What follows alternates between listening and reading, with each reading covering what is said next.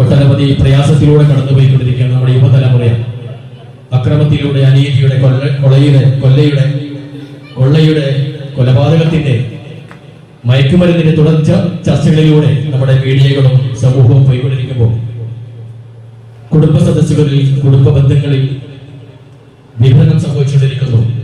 അതിനെതിരെ ബോധവൽക്കരണവുമായി ഡിപ്പാർട്ട്മെന്റ് ഏൽപ്പിച്ചിട്ടുള്ള പ്രിയപ്പെട്ട കമറുനിസ മേഡം അവരുടെ കുടുംബം ഒരു അധ്യായം എന്ന വിഷയത്തെ ആസ്പദമാക്കി നിങ്ങളോട് സംസാരിക്കുകയാണ്.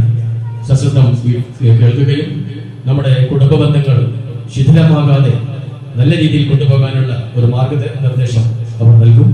കേട്ടിരിക്കുക. എല്ലാവർക്കും ഒരിക്കൽ കൂടി ഈ സദസ്സിലേക്ക് സ്വാഗതം.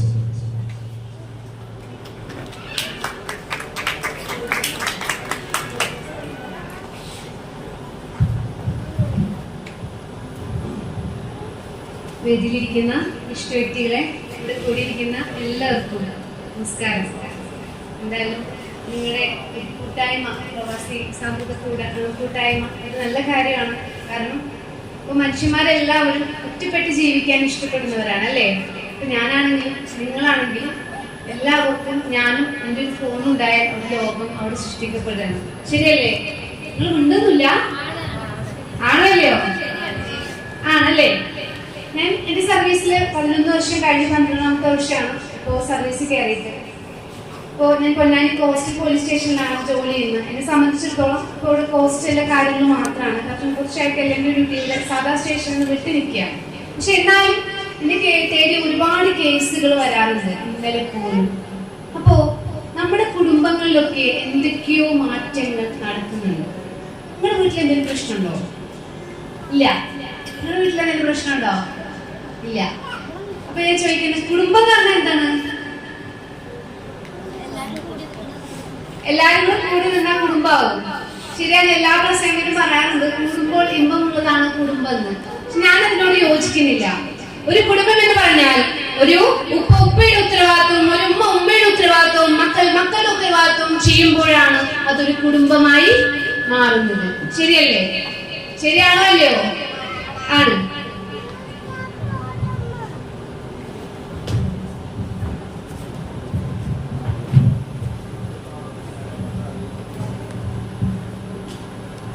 പൊതുവെ എനിക്ക് സ്റ്റേജിൽ കയറി സംസാരിക്കുന്നത് ഇഷ്ടമല്ല. അതുകൊണ്ടാണ് എപ്പോഴും ഇവിടെ നിൽക്കാതെ സംസാരിക്കാൻ അറിയുന്നവർക്കറിയാം. അപ്പോൾ ഓരോ കുട്ടികളും, ഓരോ ഉമ്മയാകുമ്പോഴും കുട്ടിയാകുമ്പോഴാണ് കുടുംബമാകുന്നത്. നമ്മളൊന്ന് ആലോചിച്ച് നോക്കുക. നമ്മുടെ വീട്ടിലെ മക്കളൊക്കെ നിങ്ങളുടെ മക്കളൊക്കെ ഇരിക്കുന്നുണ്ട് അല്ലേ? അവർ നിർത്തിക്കൊണ്ട് തന്നെ ഞാൻ ചോദിക്കുന്നത്, അവരൊക്കെ നിങ്ങളെടുത്ത് വിടുവാന്ന് പറയുമ്പോൾ ഓടി വരുന്നുണ്ടാ? ഇല്ല അല്ലേ? ശരി. അപ്പോ ഇപ്പൊ എന്തോ പ്രശ്നമുണ്ട്. ഒരു മുടി നിങ്ങൾ പറയുന്ന പോലെ വെട്ടാൻ പറ്റുണ്ടോ? ഉണ്ടോ? ഇല്ല. ശരിയാണ്. അപ്പോ തീർച്ചയായിട്ടും നമ്മുടെ മക്കളിൽ എന്തൊക്കെയോ മാറ്റം. നമ്മൾ പറയുന്ന പുതിയ ജനറേഷൻ ആൽഫ ബീറ്റ കണക്കിൽപ്പെട്ട നമ്മുടെ മക്കൾ ഇന്ന് നമ്മുടെ പരിധികളിലല്ല.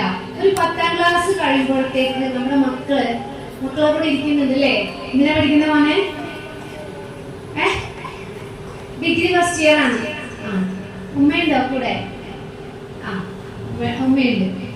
ശരി.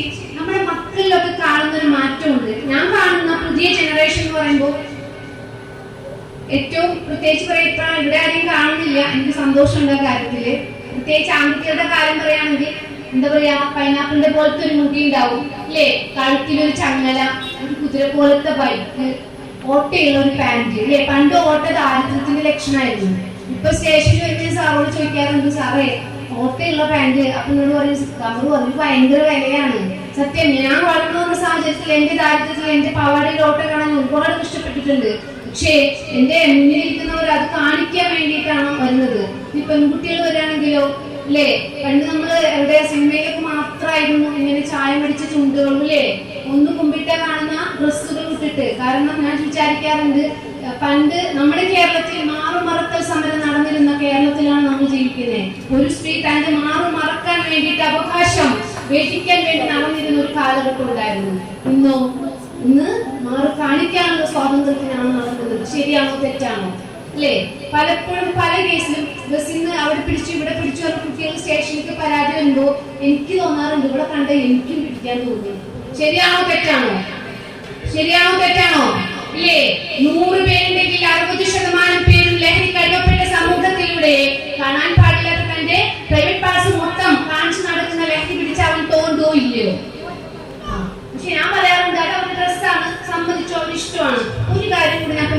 പറഞ്ഞു കൊടുക്കാറ്, നിങ്ങൾ അങ്ങനത്തെ ഡ്രസ്സ് എടുക്കൂ, നിങ്ങളെ ശരീരം സൂക്ഷിക്കാനുള്ള ഒരു എക്സ്ട്രാ കാര്യം കൂടെ നിങ്ങൾ പഠിച്ചിട്ട് ഇറങ്ങണം ഈ ഡ്രസ്സ് ഇട്ടിട്ട്. ശരിയല്ലേ?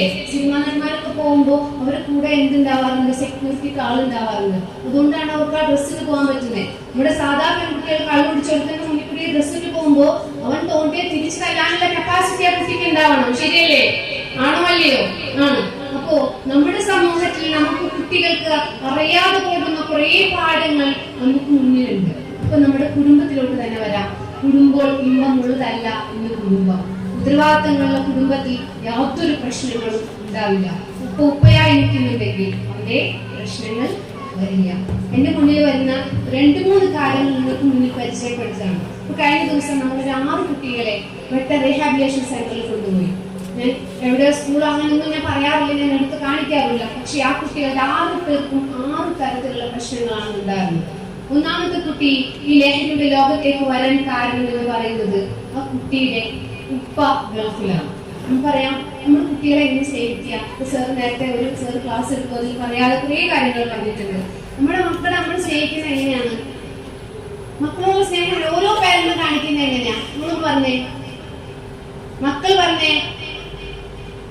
മോള് എന്തിനാ പഠിക്കുന്നേ? +2 ആണ് അല്ലേ? ഉമ്മയ്ക്ക് നിന്നോട് സ്നേഹമുണ്ടോ? ഉണ്ട്. എങ്ങനെയാണ് എനിക്കത് മനസ്സിലായിട്ടുള്ളത്?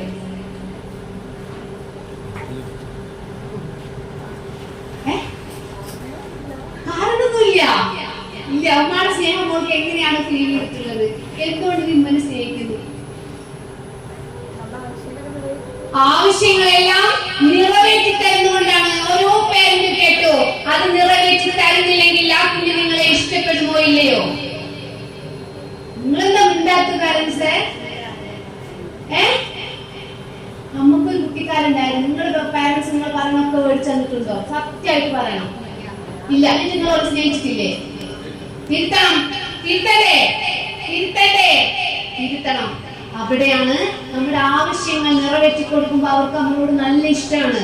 ഒരു പ്രായം കഴിഞ്ഞു. കാരണം ചെറുപ്പത്തിൽ അവർ പറയുന്ന ഓരോ ആവശ്യങ്ങളും അംഗീകരിച്ചു കൊടുക്കുമ്പോൾ അവർ ബെസ്റ്റ് മദറാണ്, ബെസ്റ്റ് ഫാദറാണ്. കൗമാരത്തിലെത്തുമ്പോൾ അവരുടെ ആവശ്യങ്ങൾ മാറി മാറി വരും. ചെറുപ്പത്തിൽ അവരുടെ ആവശ്യങ്ങൾ ചെറുതായിരിക്കും അല്ലേ? ഒരു മുട്ടായി അല്ലെങ്കിൽ ഒരു ഡ്രസ്സ്, അതൊക്കെ നമ്മൾ ഇങ്ങനെ ഓടിച്ചെടുക്കും. കുറച്ച് കഴിഞ്ഞാൽ അവർ 8ാം ക്ലാസ്സിൽ എത്തുമ്പോൾ അവർ പറയും ഫോൺ വേണം. അപ്പൊ നിങ്ങൾ പറയും വേണ്ടാന്ന് പറയും. അപ്പൊ വീട്ടിലെ പ്രശ്നങ്ങൾ തുടങ്ങും. ശരിയല്ലേ?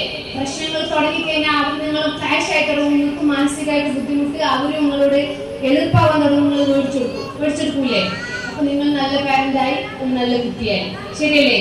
എവിടെ ക്ലാസ് എടുത്താലും കുട്ടികൾ ചോദിക്കും, നിങ്ങളുടെ ഉമ്മയും ഉപ്പയെ നിങ്ങൾ സ്നേഹിക്കുന്നത് എന്തുകൊണ്ടാണെന്ന് ചോദ്യത്തിന് ഉത്തരം ഒറ്റയുള്ളൂ, ആവശ്യങ്ങൾ നിറവേറ്റി തരുന്നത് കൊണ്ട്. അവിടെയാണ് തിരുത്തേണ്ടത്. ഒരു ഉപ്പയും ഉമ്മയും ആവശ്യങ്ങൾ നിറവേറ്റി തരാനുള്ള ഒരു മാധ്യമം മാത്രമാണെന്ന് കുട്ടികൾ മനസ്സിലാക്കി കഴിഞ്ഞിരിക്കുന്നു. ശരിയല്ലേ? നിങ്ങൾ മനസ്സിലാക്കണം, ആ കുഞ്ഞ് വയറ്റിലുണ്ടാവുന്നതിന് മുന്നേ കറുത്തിട്ടാണോ വെളുത്തിട്ടാണോ എന്ന് അറിയുന്നതിന് മുന്നേ നമ്മൾ സ്നേഹിച്ചു തുടങ്ങിയതാണ്. ആ കുഞ്ഞാണ് പറയുന്നത്.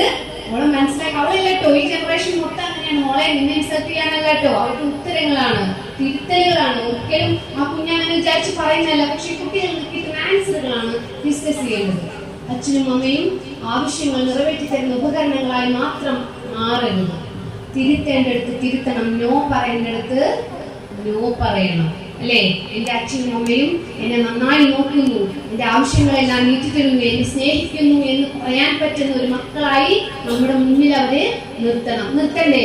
ശരിയല്ലേ? ഇനി ഞാൻ ചോദിക്കുന്ന വേറെ ഏറ്റവും ഒരു ബെസ്റ്റ് ഡിഗ്രിക്ക് പഠിക്കല്ലേ മോനെ? മോന്റെ ബെസ്റ്റ് ഫ്രണ്ടിന്റെ പേരെന്താണ്? വിവേകാണ്. ആണല്ലേ? ശരി. മോനെ ഏറ്റവും ഇഷ്ടമാണ്. മോൾക്ക് ഏറ്റവും ഇഷ്ടം ഈ ലോകത്തിൽ ആരാണ്? ഏറ്റവും ഇഷ്ടം ആരാ? ഉപ്പയും ഉമ്മയാണ്. എന്തേ? ഇത് മോനല്ലേ? മോളാണ്. അത് മോനാണ്. ഏറ്റവും ബെസ്റ്റ് കൂട്ടുകാരി ആരാ? ഉപ്പ ഉമ്മ തന്നെയാണ്. എന്തേ? കള്ളം പറഞ്ഞതാണോ ഞാൻ? ആണോ? ഇത്രേ ഉള്ളൂ. സ്റ്റേഷനിൽ ഇരിക്കുമ്പോൾ എനിക്ക് ഫീൽ ചെയ്യുന്ന ഒരൊറ്റ ഉത്തരേ ഉള്ളൂ. ഇവിടെ മാറുന്നത് കുട്ടികളാണോ പാരന്റ്സ് ആണോ? ആരാ മാറുന്നത്? കുട്ടിയാണോ പാരന്റ്സ് ആണോ മാറുന്നത്? നിങ്ങൾ പറയും, ഉത്തരം പറയും. ഫോൺ വിളിച്ചിരിക്കുന്നത് വേണ്ട, എനിക്ക് അതിനോട് താല്പര്യമില്ല. രക്ഷിതാക്കൾ മാറുന്നു. മോൾക്ക് എത്ര വയസ്സായി? 8 വയസ്സ്, എന്റെ മൂത്ത മോളുടെ പ്രായം. 8 വയസ്സ് വരെ കുഞ്ഞിന്റെ മനസ്സിൽ ഏറ്റവും ബെസ്റ്റ് ഫ്രണ്ട് ഇഷ്ടം ആരെയാണ്? ഉപ്പയും ഉമ്മയാണ്. അതൊരു 18 കഴിയുമ്പോഴത്തേക്ക് അവന്റെ ഫ്രണ്ട് ആരായി? വിവേകായി. അല്ലേ? നിങ്ങളുടെയൊക്കെ മനസ്സിൽ അങ്ങനെ ആവുന്നുണ്ടായിരിക്കും, ശരിയല്ലേ? കാരണം വൈബ് ഒക്കുന്നത് ആരോടായിരിക്കും? ഫ്രണ്ട്സിനോടായിരിക്കും.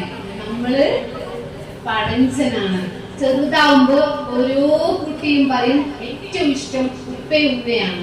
പിന്നെ വലിയ മക്കളോട് ഡിഗ്രി നമ്മുടെ തൊട്ടടുത്ത കോളേജിൽ കഴിഞ്ഞ ദിവസം ക്ലാസ് എടുക്കാൻ പോയി. അവരോട് ഞാൻ ഒരു അരമണിക്കൂർ ക്ലാസ് ഒന്നും എടുക്കാതെ സംസാരിച്ച് എനിക്ക് 2 കാര്യം വ്യക്തമായിട്ടുണ്ട്. നമ്മുടെ മക്കൾ ഒരു പ്രായം കഴിഞ്ഞാൽ എന്തുകൊണ്ട് അവർ ഫ്രണ്ട്സിന്റെ പേര് പറയുന്നു എന്ന് നിങ്ങൾ ചിന്തിച്ചിട്ടുണ്ടോ? എന്തുകൊണ്ടാ? അവര് വിചാരിച്ച സ്നേഹം കിട്ടണില്ല. അതാര് കൊടുക്കണം? നമ്മൾ കൊടുക്കണം. തിരുത്തുക. നമ്മളാണ് മാറേണ്ടത്, കുട്ടികളല്ല മാറുന്നത്. ആരാണ്? ഏറ്റവും ബെസ്റ്റ് എക്സാമ്പിൾ ആണ്. ചെറിയ കുട്ടികളാകുമ്പോൾ തോളത്തിടുക്കില്ലേ? കുറച്ച് വലുതായി നമ്മൾ മടിയിലിരുത്തും. കുറച്ചും കൂടെ വലുതായിട്ട് നമ്മൾ കൈ പിടിച്ച് നടക്കൽ തുടങ്ങും. കുറച്ചും കൂടെ വലുതായി നമ്മൾ കൂടെ നടത്തും. ഇങ്ങനെ ജസ്റ്റ് വിട്ട് നമ്മുടെ കൂടെ ഉണ്ടാവും. കുറച്ചും കൂടെ വലുതായി നമ്മൾ ഐറ്റങ്ങൾ വീട്ടിലിരുത്തും. ശരിയാണോ തെറ്റാണോ?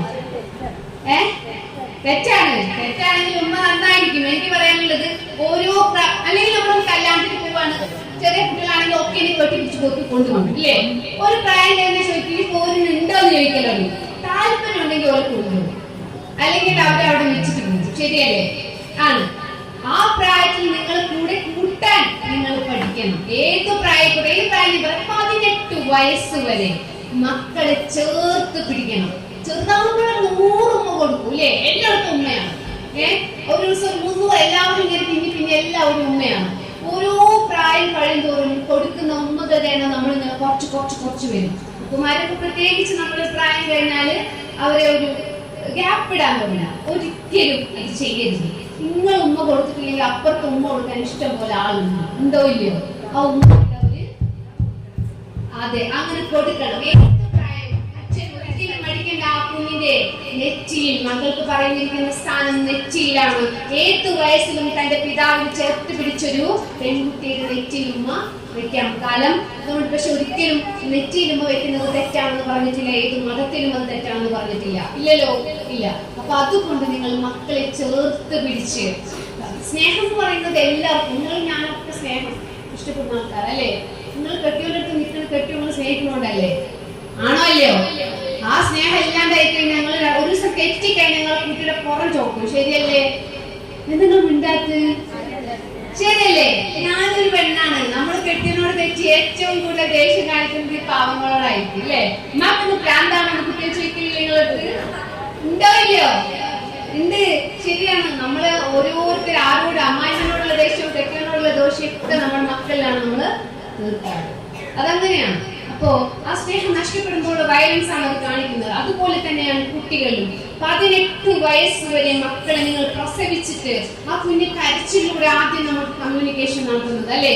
വിശക്കുമ്പോ കരയുന്നത് വേറെ, വേദനിച്ച് കരയുന്നത് വേറെ. ഓരോ കരച്ചിലും ഓരോ താളത്തിലൂടെ ഞാനും നിങ്ങളും അവർ മനസ്സിലാക്കിയിട്ടുണ്ടായിരുന്നു. ആ മനസ്സിലാക്കൽ 18 വയസ്സ് വരെ തുടർന്ന് കഴിഞ്ഞാൽ നിങ്ങൾ എഴുതി വെച്ചോ, എന്റെ സ്റ്റേഷനിലേക്ക് നിങ്ങളുടെ മക്കളുടെ കൈ പിടിച്ചിട്ട് വലിയ മക്കളെ തേടിയോ, എന്റെ സ്റ്റേഷനിൽ നിങ്ങൾ കയറിയിറങ്ങേണ്ട ആവശ്യം ഉണ്ടാവില്ല.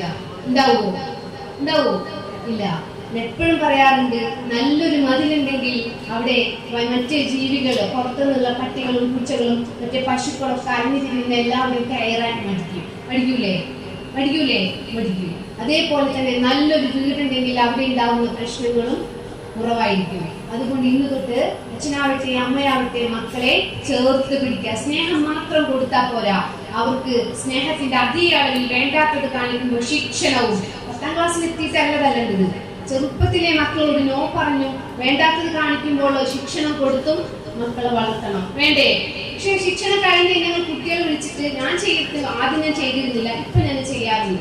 എന്റെ മോളെ തല്ലിക്കഴിഞ്ഞു 5 മിനിറ്റ് കഴിഞ്ഞ മോളെ വിളിച്ചിട്ട് ചിലപ്പോ ഒന്ന് കൊടുത്ത് ഞാൻ പറയും, മോളോട് ഇഷ്ടം കഴിച്ച എല്ലായിട്ടല്ല ഞാൻ തല്ലിയത്. മോളെ കാണിച്ച ആ ഒരു സ്വതന്ത്രല്ലോ, അത് പെട്ടെന്ന് വിളിച്ചിട്ട് ദേഷ്യം വന്നതാണ് നിന്നെ തല്ലിയത്. തിരുത്തന്നെ നമ്മള് ഒരിക്കലും എന്റെ മോളെ വെറുത്തിട്ടല്ല ഞാനത് ചെയ്തതെന്ന് നമ്മൾ പറഞ്ഞു കൊടുത്തിട്ടില്ലെങ്കിൽ. LP സ്കൂളിലെ കുട്ടികൾക്ക് ക്ലാസ് എടുത്തപ്പോൾ ഞാൻ അവരോടൊരു കാര്യം ചോദിച്ചു. അങ്ങനെയാണ് ഞാൻ വാങ്ങിയത്. LP സ്കൂളിലെ കുട്ടികളോട് ചോദിച്ചു, മക്കളെ ഉമ്മയും ഉപ്പയും തല്ലുമ്പോ നിങ്ങൾക്ക് എന്താ തോന്നല്? ദേഷ്യം വരുമ്പോ മക്കളൊക്കെ തല്ലല്ലോ അപ്പോൾ എന്താവും പറഞ്ഞിട്ടുണ്ടാകുന്ന നമുക്കറിയാം. എന്താ പറഞ്ഞിട്ടുണ്ടാവുക?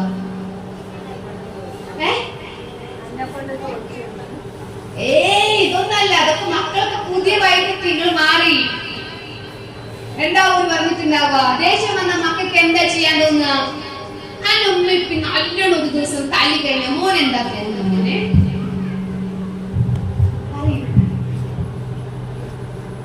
എന്താ തോന്നുക? നല്ലോണം നീ മോശമായ ഒരു കാര്യം ചിന്തിച്ചു, നല്ലോണം ദേഷ്യപ്പെട്ടു, വഴക്ക്, നല്ല അടി കിട്ടി, മോനെ അപ്പൊ മനസ്സിൽ തോന്നുന്ന വികാരം ഉണ്ടാവും. തോന്നുന്നത് എന്താണോ പറഞ്ഞോ, തെറ്റിക്കോട്ടെ, എന്തിനു പറയുന്നു? എന്തിനാണ് തോന്നലുമ്പോ നല്ലോണം വഴക്ക് പറയുമ്പോഴേ ദേഷ്യപ്പെടുമ്പോ എന്തേലും പറയും, തെറ്റിക്കോട്ടെ, ഒന്നുമില്ല, ഒന്നും തോന്നില്ല.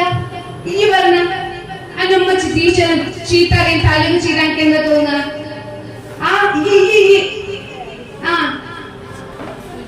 പറയില്ല,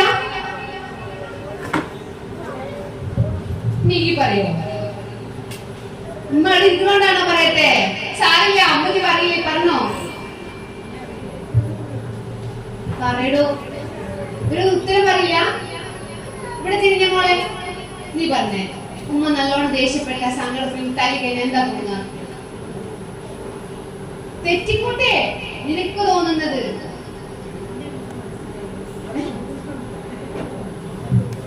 എന്തിനൊക്കെ പറയണോ?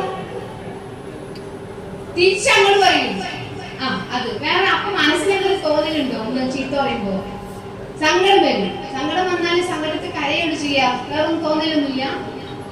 നിനക്ക് എന്തെങ്കിലും തോന്നലുണ്ടോ? ഇല്ല. നിനക്ക് എന്തെങ്കിലും തോന്നലുണ്ടോ? നിനക്ക് അങ്ങനത്തെ പ്രശ്നേ ഇല്ല. പേടിച്ചിട്ടാണോ പറയാത്തെ? നിങ്ങൾക്ക് എന്തെങ്കിലും തോന്നലുണ്ടോ? ഉമ്മാരുള്ളതുകൊണ്ടാണ് നിങ്ങൾ പറയത്തെ? ഉമ്മമാരുള്ളതുകൊണ്ടാണ് പറയാത്തെ. ഞാൻ പറയാം, ഞാനിപ്പോ ഇവിടെ വന്നിട്ട് 3 വർഷം, ഈ 3 വർഷത്തിനിടയിൽ ഞാൻ ഇഷ്ടം പോലെ കുട്ടികളുടെ കമ്മ്യൂണിക്കേഷൻ നടത്തിയതിൽ സ്കൂൾ തോന്നുന്നു ഈ ജൂണിലെങ്കിൽ എനിക്ക് തോന്നുന്നു 42 സ്കൂളുകളിൽ ക്ലാസ് എടുത്തിട്ടുണ്ട്. ആ 42 സ്കൂളുകളിൽ ചെറിയ കുട്ടികളോട് സംസാരിച്ചില്ല ഏറ്റവും വിഷമം തോന്നിയ ഒരു കാര്യമായിരുന്നു കുട്ടികൾ പറഞ്ഞ ഉത്തരം 3 എണ്ണാണ്. ഒന്നൊരാൾ പറഞ്ഞു, എനിക്ക് റൂം അടച്ചിട്ട് കരയാൻ തോന്നി. രണ്ടാമതൊരു കുട്ടി പറഞ്ഞത്, എനിക്ക് വീട്ടിൽ നിന്ന് ഇറങ്ങി പോവാൻ തോന്നി. മൂന്നാമത് കുട്ടികൾ പറഞ്ഞത്, എനിക്ക് ജീവിക്കണ്ട എന്ന് തോന്നി. തോന്നൂല്ലയോ? തോന്നൂല്ലയോ? തോന്നുന്നു. കണക്കുകൾ സൂചിപ്പിക്കുന്നു, കഴിഞ്ഞ 2024 ഏറ്റവും കൂടുതൽ കുട്ടികൾ ആത്മഹത്യ ചെയ്യുന്ന സംസ്ഥാനങ്ങളിലൊന്ന് കേരളമാണ്. എന്തുകൊണ്ട് നമ്മുടെ മക്കൾ ചെറിയ പ്രശ്നങ്ങൾ വരുമ്പോൾ ആത്മഹത്യയിലേക്ക് പോകുന്നു? അതിന്റെ ഉത്തരവും നേരത്തെ ഞാൻ പറഞ്ഞില്ലേ, നമ്മൾ ശിക്ഷണങ്ങളാവാം, പക്ഷെ ഒരു 5 മിനിറ്റ് കഴിഞ്ഞാൽ 10 മിനിറ്റ് കഴിഞ്ഞാൽ മക്കളെ ചേർത്ത് പിടിച്ചിട്ട് പറയണം, മോളെ നീ എന്റെ ജീവനാണ്, ഞാൻ നിന്നെ എതിർത്തത്, നിന്നെ ശിക്ഷിച്ചത്, ശാസിച്ചത് നിന്റെ മോശം സ്വഭാവത്തെയാണ് എന്ന് പറയാൻ പഠിച്ചിട്ടില്ലെങ്കിൽ നമ്മുടെ മക്കൾ നമുക്ക് നഷ്ടമാവും. എന്തുകൊണ്ട്? നമ്മുടെ കാര്യം ഇപ്പൊ ഏറ്റവും മോശം നമ്മുടെ കുട്ടികൾ, ഒരു ടീച്ചർ ചീത്ത പറഞ്ഞൊരു കുട്ടി ആത്മഹത്യ ചെയ്തു. ഇപ്പൊ തൊട്ടുപുറത്ത് നമ്മുടെ അവിടെ ഒരു സ്കൂളിലും അങ്ങനെ ഇൻസിഡന്റ് ഉണ്ടായില്ല, പക്ഷേ ഉണ്ടായി. എന്തുകൊണ്ട് നമ്മുടെ കുട്ടികൾ അങ്ങനെ ഒരു തെറ്റിലേക്ക് പോകുന്നു എന്ന് ചോദിച്ചാൽ തന്നെ കേൾക്കാൻ ആരുമില്ല എന്നൊരു ചിന്തയാണ്. ആ ചിന്ത നമ്മുടെ മക്കൾക്ക് ഒരിക്കലും ഉണ്ടാവില്ല. മക്കളോട് സംസാരിക്കുക. അങ്ങനെ ചോദിച്ചപ്പോഴാണ്, നിങ്ങളൊക്കെ വീട്ടിൽ സംസാരിക്കുമോ? എല്ലാവരും സംസാരിക്കും. എല്ലാവരും സംസാരിക്കാറുണ്ട്. ഇപ്പയാണോ? എത്ര കുട്ടികളുണ്ട്? 3 കുട്ടികളുണ്ട്. എന്താ ചെയ്യണേ? പ്രവാസി തന്നെയാണ്. അല്ല, ഇക്ക എന്ത് ചെയ്യണേ? ആണല്ലേ. എത്ര മണിക്കൂർ മക്കളുടെയും ഭാര്യയുടെയും കൂടെ സ്പെൻഡ് ചെയ്യാറുണ്ട് ഒരു ദിവസം?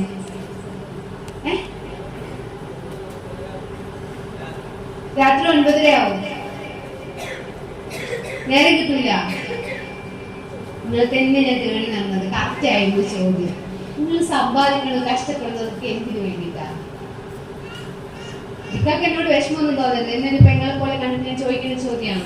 നമ്മൾ കഷ്ടപ്പെടുന്നത്, ഞാൻ നിങ്ങളൊക്കെ കഷ്ടപ്പെടുന്നത് നമ്മൾ എന്തിനു വേണ്ടിയിട്ടാണ് കഷ്ടപ്പെടുന്നത്? നമ്മുടെ ഏറ്റവും വലിയ സമ്പാദ്യം എന്ന് പറയുന്നത് മക്കൾക്ക് വേണ്ടിയിട്ടും പിന്നെ നമ്മുടെ കുടുംബത്തിന് വേണ്ടിയിട്ടുമാണ്.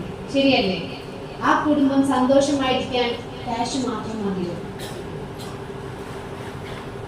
ഇന്ന് തൊട്ട് ഒരു 1/2 മണിക്കൂർ ഫോണും TV എല്ലാം ഓഫ് ചെയ്ത് ഭാര്യയുടെയും മക്കളെയും കൂടെ ഇരിക്കണം. അങ്ങനെ ഇരുന്ന് കഴിഞ്ഞാൽ ഒറ്റക്കാരെ പറയാനുള്ളൂ. നമുക്ക് എല്ലാവർക്കും വാർദ്ധക്യം വരും അല്ലേ? വാർദ്ധക്യകാലത്ത് നമ്മൾ മലന്ന് കിടക്കുമ്പോ, അല്ലെങ്കിൽ കഴിഞ്ഞ ദിവസം ഞാൻ എപ്പോഴും പറയാറുണ്ട്, കഴിഞ്ഞ ദിവസം പനി ബാധിച്ച് മോളെ കൊണ്ട് ഹോസ്പിറ്റലിൽ പോയി. രാത്രി 8 മണിക്ക് ഞങ്ങൾ സുബ്രഹ്മണ്യ ഡോക്ടർ വീട്ടിലേക്ക് പോയപ്പോ അവിടെ 80 വയസ്സായ 2 പേര് വന്നു. ദമ്പതികളാണ്.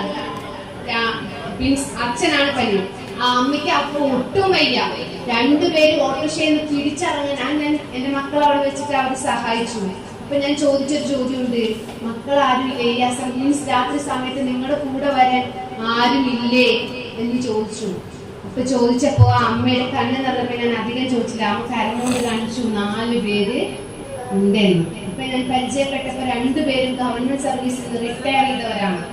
റിട്ടയർ ചെയ്ത നല്ല എഡ്യൂക്കേറ്റഡ് ആയ 2 പേരാണ്. 4 മക്കളും വളർത്തി വിദ്യാഭ്യാസം കൊടുത്ത് നല്ല നിലയിൽ എത്തിച്ചപ്പോൾ ഈ പറഞ്ഞ പോലെ തിരിക്കിനിടയിൽ അവർ കൊടുക്കാൻ മറന്നുപോയ ഒരു കാര്യമുണ്ട്. മക്കൾക്ക് വേണ്ട സ്നേഹം, കെയർ നമ്മൾ കൊടുത്താലേ നമുക്ക് തിരിച്ചു കിട്ടുള്ളൂ. ശരിയല്ലേ? എല്ലാവർക്കും തിരക്കാണ്, എനിക്കും തിരക്കാണ്. പക്ഷേ 1/2 മണിക്കൂറെങ്കിലും ഭാര്യക്കും മക്കൾക്കും വേണ്ടി നമ്മൾ ചിലവഴിച്ചിട്ടില്ലെങ്കിൽ നമ്മൾക്ക് നമ്മുടെ മക്കളെ ഒരു വയസ്സാം കാലത്ത് നമ്മുടെ കൂടെ ഓട്ടോറിക്ഷയിൽ അസുഖം വരുമ്പോൾ കൂടെ ഇരിക്കാൻ, നമ്മുടെ അസുഖം ബാധിച്ച് ആശുപത്രിയിൽ അഡ്മിറ്റിരിക്കുമ്പോൾ ബെഡിന്റെ തലപ്പത്ത് നമ്മുടെ മക്കളെ കാണണമെങ്കിൽ ആ സ്നേഹം നമ്മൾ പ്രകടമായിട്ട് തന്നെ മക്കൾക്ക് കൊടുക്കണം. അത് എന്നും കൊടുക്കണം. നമ്മൾ എത്ര കാശ് ഉണ്ടാക്കാൻ കൂടിയിട്ടുള്ള കാര്യമില്ല. ഒരു 1/2 മണിക്കൂർ സ്നേഹം നിങ്ങളുടെ മക്കൾക്ക് നിങ്ങൾ കൊടുത്തിട്ടില്ലെങ്കിൽ ഒരുപാട് കണ്ണീര് നിങ്ങളുടെ കണ്ണിൽ നിന്ന് പൊഴിയേണ്ടി വരും. ശരിയല്ലേ? ആണ്. അതുകൊണ്ട് എത്ര ആയിക്കോട്ടെ, ദിവസം ഭക്ഷണം കഴിച്ചില്ലെങ്കിൽ 1/2 മണിക്കൂർ ഭാര്യനെയും ഉമ്മേനെയും കുട്ടികളെയൊക്കെ കൂട്ടി നിങ്ങൾ സംസാരിക്കുക. മക്കള് കഴിഞ്ഞ ദിവസം ഇപ്പൊ റീഓപ്പണിംഗിൽ +1 ഒരു പുതിയ അഡ്മിഷൻ, ഒരു 100 കുട്ടികൾ പുതിയ ജോയിൻ ചെയ്തിട്ട് അവർ വെൽക്കമിന് വേണ്ടിയിട്ട് എന്നെ വിളിച്ചു. അപ്പൊ ഞാൻ ആ കുട്ടികളെടുത്ത്, ഒക്കെ പെൺകുട്ടികളാ, ഗേൾസ് സ്കൂളാ, ആ 100 പെൺകുട്ടികളോട് ഒറ്റ കാര്യം ചോദിച്ചു. ഇന്ന് ജോയിൻ ചെയ്യാൻ വന്നപ്പോ നിങ്ങൾക്ക് ആരെങ്കിലും നിങ്ങൾ അങ്ങോട്ടോ നിങ്ങളുടെ അമ്മമാർ ഇങ്ങോട്ടോ ഉമ്മ തന്നോ? എന്തായിരിക്കും ഒരു ഉത്തരം പറഞ്ഞിട്ടുണ്ടാവാ? ഇല്ല. ആർക്കും സമയം ഇല്ല. പിന്നെ എന്തിനാ നമ്മൾ സമ്പാദിക്കണേ? കണക്കുകൾ സൂചിപ്പിക്കുന്നു 2024 780ഓളം വൃദ്ധസദനങ്ങളാണ് കേരളത്തിൽ പൊങ്ങിയിരിക്കുന്നത്. അവിടെയൊക്കെ പോകുന്നത് നമ്മളെ പോലത്തെ ഉമ്മയാണ് അല്ലേ? ഞാനും നിങ്ങളൊക്കെ, എനിക്ക് 2 പെൺകുട്ടികളാ, കഷ്ടപ്പെട്ട് വളർത്തുന്നതും സമ്പാദിക്കുന്നതും അവർ നല്ല നിലയിലെത്തണം ഇല്ലേ? അവരെ കഷ്ടപ്പാടില്ലാതെ വളർത്തണം. നിങ്ങളൊക്കെ മനസ്സിലായിരിക്കും, നിങ്ങളുടെ കുഞ്ഞുങ്ങളെ നന്നായിട്ട് വളർത്തി നല്ലൊരു നിലയിലെത്തിക്കണം. എന്റെയും ആഗ്രഹം അതാണ്. പക്ഷേ അതിനൊക്കെ ഏറ്റവും വേണ്ടത് സ്നേഹമുള്ള ഒരു കുടുംബമാണ്. ആ കുടുംബത്തിൽ സ്നേഹം ഉണ്ടാകണമെങ്കിൽ നമ്മൾ അത് കൊടുത്താലേ തിരിച്ചത് കിട്ടുള്ളൂ. വേണ്ടേ? അതുകൊണ്ട് ഇന്ന് തൊട്ട് നിങ്ങൾ കെട്ടിയനോട് പറയാ, മീൻസ് ഭാര്യനോട് പറയാ, ഭാര്യയെ പണിയൊക്കെ അവിടെ നിർത്തിക്കോ. ഒരു 1/2 മണിക്കൂർ മക്കളെ പിടിച്ചിട്ട് അടുത്തിരിക്കുക, സംസാരിക്കുക, വിശേഷങ്ങൾ പറയാ, നാട്ടിലെ വിശേഷങ്ങൾ പറയാ. പണ്ട് നമ്മുടെ വീട്ടിൽ പറയാതെ, അന്ന് വിദ്യാഭ്യാസം ഇല്ലെങ്കിൽ പോലും പണ്ടൊരു കോലായിപ്പുറം ഉണ്ടായിരുന്നു ഇല്ലേ? ആ കോലായിപ്പുറത്ത് ഏത് മതക്കാരായിക്കോട്ടെ, സന്ധ്യാനാമം കഴിച്ച ഹിന്ദുസ് ആണെങ്കിലും മുസ്ലിംസ് ആണെങ്കിലും എല്ലാവരും ഇങ്ങനെ ഇരിക്കും ഇല്ലേ? എന്നിട്ട് ഇങ്ങനെ വർത്താനം പറയും. അതുകൊണ്ട് തന്നെ അതൊരു വീടായിരുന്നു.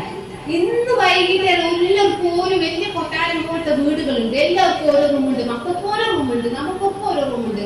നമ്മളെല്ലാം അവിടെ എല്ലാവരുടെയും കയ്യിൽ പൊട്ടി പോലത്തെ ഒരു സാധനമുണ്ട്, ഒരു ഫോൺ ഇല്ലേ? ഒരു ഐൻസ്റ്റീൻ എന്ന സയന്റിസ്റ്റ് പറഞ്ഞിട്ടുണ്ട്, ഏതെങ്കിലും ഒരു തലമുറ ഏതെങ്കിലും ഒരു ഇലക്ട്രോണിക് സിസ്റ്റത്തിന് അഡിക്ഷൻ വരുന്നുണ്ടെങ്കിൽ ആ തലമുറ തന്നെ നശിച്ചു പോകുന്നു. നിങ്ങൾ നമ്മളെ ജീവിതത്തിലോട്ട് വരിക. നമുക്ക് എല്ലാവർക്കും, കുട്ടികൾക്കൊക്കെ എല്ലാവരും ലഹരി പോലെ, ലഹരി പറഞ്ഞ വെറും കള്ളും ഇത് മാത്രമല്ല, നമുക്ക് എല്ലാവർക്കും ഈ ലഹരി ഉണ്ടോ? ഉണ്ട്. എനിക്കുണ്ട്, നിങ്ങൾക്കുണ്ട്, എല്ലാവർക്കും ഇല്ലേ? അപ്പോ കണക്കുകൾ സൂചിപ്പിക്കുന്നു, അതായത് സൈബർ കണക്കുകൾ പറയുന്നു, ഒരു മനുഷ്യൻ, സാധാരണ മനുഷ്യൻ ഒരു ഫോൺ ഉപയോഗിക്കുന്ന സമയം എന്ന് പറയുന്നത് 6 മണിക്കൂറിനും 12 മണിക്കൂറിനും ഇടയിലാണത്രേ. കുട്ടികളാണെങ്കിൽ കാണിക്കുന്ന സമയം 4 മണിക്കൂറിനും 8 മണിക്കൂറിനും ഇടയിലാണെന്ന് കണക്കുകൾ പറയുന്നു. അപ്പൊ നിങ്ങൾ വിചാരിക്കുന്നത് എങ്ങനെ കിട്ടുന്നു? നമ്മുടെ ഫോണിലെ സെറ്റിംഗ്സിന്റെ ഒരു ടൈം അതിൽ നോക്കിക്കഴിഞ്ഞാൽ വാട്സ്ആപ്പ് എത്ര ഉപയോഗിച്ചു, യൂട്യൂബ് എത്ര ഉപയോഗിച്ചു എന്ന് അറിയാൻ പറ്റും. അറിയാൻ പറ്റൂലേ? സെറ്റിംഗ്സിൽ പോയാൽ മതി. അപ്പൊ നമ്മൾ നോക്കുക, 24 മണിക്കൂറിൽ ഒരു മനുഷ്യന് 6 മണിക്കൂറോളം യാതൊരു പ്രോഫിറ്റും ഇല്ലാത്ത ഒരു സാധനത്തിന്റെ മേലെയാണ് കുത്തിയിരിക്കുന്നത്. മണ്ടനാവുന്നത് ആരാണ്? ഞാനോ നിങ്ങളാണോ? നമ്മളെല്ലാവരും ഇല്ലേ? 300 രൂപക്ക് റീചാർജ് ചെയ്യും ഒരു മാസം. റീചാർജ് ചെയ്യൂലേ? എന്നിട്ട് 10 പൈസയുടെ ഉപകാരം ഇന്നുണ്ടോ? എന്തെങ്കിലും ചിരിക്കുന്നത് നിങ്ങൾ പറയും, ഉണ്ടോ? ഉണ്ടോ? ഇല്ല. ഉപകാരമുള്ളതുണ്ട്, പക്ഷെ നമ്മൾ ചെയ്യൂല. അപ്പൊ നന്നായിട്ട് സ്റ്റിച്ചിങ് പഠിക്കണം. ഒരു സ്റ്റിച്ചിങ് മെഷീൻ മേടിച്ചിട്ട് യൂട്യൂബിൽ എങ്ങനെ സ്റ്റിച്ച് ചെയ്യാൻ, ചുരിദാർ എങ്ങനെ ഫ്രോക്ക് സ്റ്റിച്ച് ചെയ്യാന്ന് പറഞ്ഞാൽ എത്ര വീഡിയോസ് നമ്മൾ കാണുമോ? ഇല്ല. പക്ഷെ നമ്മൾ KL ബിജുവിന്റെ പ്രസവവും ദിയയുടെ പ്രസവവും ലൈവായിട്ട് നമ്മൾ കാണൂലേ? എന്നിട്ട് നമ്മൾ എന്താ ചെയ്ത് നമ്മൾ പ്രസവിച്ചതല്ലേ? അത് കണ്ടിട്ട് നമുക്ക് എന്താ ബെനിഫിറ്റ് ഉണ്ടോ? ഇല്ല. KL ബിജുവിന്റെ കുട്ടിന്റെ നൂല് കെട്ട് മറ്റൊരു പ്രൈവറ്റ് ആയിട്ട് അവരുടെ കാര്യങ്ങളിലേക്ക് കാണാനുള്ള ഒരു ആൻസൈറ്റി നമുക്കുണ്ട് ഇല്ലേ? പുതിയ ട്രെൻഡിങ്, മഞ്ഞൾ വെച്ച വീഡിയോ ഒക്കെ നമുക്കും ചെയ്ത് നോക്കാല്ലേ? സ്റ്റാറ്റസ് ഇടണം വേണ്ടേ? എല്ലാവർക്കും സ്റ്റാറ്റസും വീഡിയോസും റീൽസും ആണ് ലോകം. പക്ഷെ ഇതൊക്കെ നല്ലതാണ്, അതിനൊരു ടൈം വെക്കണം. ഞാൻ പറയാറുണ്ട് ഒരു ടൈം. നമ്മുടെ ഫോൺ നമ്മൾ എത്ര അതൊരു എന്റർടൈൻമെന്റ് ആണ്. പക്ഷെ എത്ര കോണ്ടാക്ട് നിങ്ങൾ ആരും വിളിക്കലുണ്ട്? ഇപ്പോ കുടുംബക്കാരുടെ ഇപ്പൊ നിറയെ കോണ്ടാക്ട് ഇല്ലേ? നമ്മൾ ആരെയും വിളിക്കുവോ? നിങ്ങളെ ഉമ്മാക്കും ഉപ്പാക്കും വിളിക്കും, കെട്ടിയോനും വിളിക്കും. ഏറി വന്ന ഒരാഴ്ച അനിയത്തിക്കും നിന്റെ കാര്യമാണ്. അതുപോലെ തന്നെ നിങ്ങളും അങ്ങനെ തന്നെയല്ലേ? ആണോ അല്ലയോ? ആണ്. അതുകൊണ്ട് അപ്പൊ വലിയ കുടുംബമൊന്നുമില്ല, ഉപകാരമൊന്നുമില്ല. അപ്പൊ നിങ്ങൾ ജീവിതം നശിപ്പിക്കാൻ വേണ്ടിയിട്ട് ഇത് നിങ്ങൾ എടുക്കരുത്.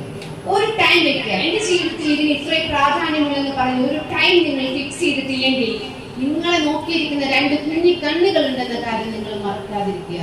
ഞാൻ പറയാറുണ്ട്, നമ്മളെ എങ്ങനെയാണോ നടക്കുന്നത് അതേപോലെ നമ്മുടെ മക്കൾ വളരുന്നത്. ശരിയല്ലേ? നമ്മളെ ഏറ്റവും കൂടുതൽ നോക്കുന്നത് നമ്മൾ ആരാണ്? മക്കളാണ്. ജനിച്ചു വീഴുന്ന മക്കൾ നമ്മൾ ചെയ്യുന്ന ഓരോ പ്രവൃത്തികളും അവർ ഇമിറ്റേറ്റ് ചെയ്യുന്നത് കണ്ടിട്ടില്ലേ? എന്റെ മോള് ഞാൻ സംസാരിക്കുന്ന പോലെ, ഞാൻ ഇന്നിപ്പോ എന്റെ വീട്ടിൽ ഒരാളുണ്ട്, അല്ലെങ്കിൽ ഞാൻ അവിടെ സ്പീച്ച് വരുമ്പോൾ കൊണ്ടുവരാറുണ്ട്. അപ്പൊ അവളാണ് വീട്ടിൽ ചെന്ന് മൈക്കെടുത്ത് ഞാൻ സംസാരിക്കുന്ന പോലെ സംസാരിക്കും. ഞാൻ എന്താണ് ചെയ്യുന്നത്? എന്റെ ചീത്ത പറച്ചിൽ എങ്ങനെയാണോ അതേപോലെ തിരിച്ചെന്നെ ചീത്ത പറയും. കഴിഞ്ഞ ദിവസം എന്നോട് എന്തോ വഴക്കിട്ടപ്പോഴും പറയാം, നീ എന്നെ കഷ്ടപ്പെട്ട് വളർത്തുന്നത് ഇങ്ങനെ ചീത്ത പറയാനാണോ? ഞാൻ തിരിച്ചു പറഞ്ഞ ഡയലോഗാണ് അവൾ ഇങ്ങോട്ട് പറയുന്നത്. ശരിയല്ലേ? അപ്പൊ എനിക്കിപ്പോ എന്തെങ്കിലും പറയുമ്പോൾ ഞാൻ ഒന്നും കൂടെ ശ്രദ്ധിച്ചു പറയാൻ, കാരണം അതുപോലെ എനിക്ക് കിട്ടും. അതുപോലെയാണ് നമ്മുടെ കുഞ്ഞിക്കണ്ണുകൾ. നിങ്ങൾ ഇൻസ്റ്റാഗ്രാമിൽ റീൽസ് കണ്ടിട്ട് മക്കളെടുത്ത് പറയാൻ പറ്റുമോ റീൽസ് കാണരുതെന്ന്? പറയാൻ പറ്റുമല്ലോ? ഇല്ല. ഞാനതുകൊണ്ട് ഇൻസ്റ്റാഗ്രാമേ വേണ്ടെന്ന് വെച്ചു. ഫേസ്ബുക്ക് നോണ്ടിയിട്ട് ഇഷ്ടംപോലെ ഫ്രണ്ട്സ് ഉണ്ടാക്കി നിങ്ങൾ ആൺകുട്ടികൾ, നമ്മുടെ കുട്ടികൾ വളർന്നു വരിക. അവരോട് പറയാൻ പറ്റുമോ ഫേസ്ബുക്ക് യൂസ് ചെയ്യരുത്, ഇൻസ്റ്റാഗ്രാം യൂസ് ചെയ്യരുതെന്ന് പറയാൻ പറ്റുമോ? ഇല്ല. ഇതൊക്കെ ഞാൻ എന്റെ മോൾക്ക് 18 വയസ്സാവട്ടെ എന്ന് വിചാരിച്ചിരിക്കുക. കാരണം 18 വയസ്സായാണ് കുട്ടികൾക്ക് ഇത് പക്വതയോടെ കൈകാര്യം ചെയ്യാൻ പറ്റുന്ന പ്രായം. ശരിയല്ലേ? അതുകൊണ്ട് നമ്മുടെ മക്കൾ നമ്മളെ കണ്ടിട്ടാണ് വളരെ, അവരില്ലാത്ത സമയത്ത് വേണമെങ്കിൽ നിങ്ങൾ റീൽസ് ഉണ്ട്, പക്ഷെ വീട്ടിൽ വരുമ്പോൾ നിങ്ങൾക്ക് പറ്റുന്ന ന്യൂസുകളും നല്ല ഷോകളും നിങ്ങൾ കണ്ടു കഴിഞ്ഞാൽ മക്കളും അത്രയെങ്കിലും ചെറിയൊരു മാറ്റം ഉണ്ടാവും. മക്കൾക്ക് ഫോൺ കൊടുക്കേണ്ടെന്ന് ഞാൻ പറയുന്നില്ല, പക്ഷെ കൊടുക്കുന്നത് 1 മണിക്കൂർ നിങ്ങൾ കൊടുക്കുക. 18 വയസ്സ് കഴിഞ്ഞാലാണ് സ്വന്തമായിട്ട് മൊബൈൽ ഫോൺ റൂമിനുള്ളിൽ കൊണ്ടുപോകാനുള്ള അവകാശം കൊടുക്കേണ്ടത്. ഇല്ലേ? മാഡത്തിനോട് ദേഷ്യം വരുന്നുണ്ടാവും. അല്ല, പ്രത്യേകിച്ച് ഒന്നുമല്ല. കാരണം 18 വയസ്സാണ് ഒരു മനുഷ്യന് ഒരു പക്വത എത്തുന്ന പ്രായം. അതുകൊണ്ടാണ് ഡ്രൈവിംഗ് ലൈസൻസിനും വോട്ടവകാശമൊക്കെ 18 ആക്കി നിർത്തിയിരിക്കുന്നത്. അതുകൊണ്ട് അതുവരെയെങ്കിലും നിങ്ങൾ കുഞ്ഞുങ്ങളെ ചേർത്ത് പിടിക്കണം.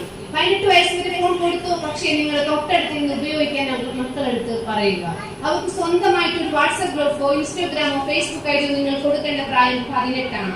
നിങ്ങളുടെ ഫേസ്ബുക്ക് ഐഡി രണ്ടുപേരും ഒരുപോലെ യൂസ് ചെയ്യുന്നുണ്ടെങ്കിൽ തെറ്റില്ല. 12 വയസ്സ് വരെ നിങ്ങൾ ഇതൊന്നും കൊടുക്കുകയേ ചെയ്യരുത്. ഇനി 12 വയസ്സ് വരെ കുഞ്ഞുങ്ങൾക്ക് കാർട്ടൂൺ വെച്ച് കൊടുക്കുമ്പോൾ കൂടെ ഇരിക്കുക. പക്ഷെ നമ്മൾ അങ്ങനെ ചെയ്യാം. നമുക്ക് അടുക്കളയിൽ പണി ഉണ്ടെങ്കിലാണ് നമ്മൾ ഫോൺ കൊടുക്കുക. ശരിയല്ലേ?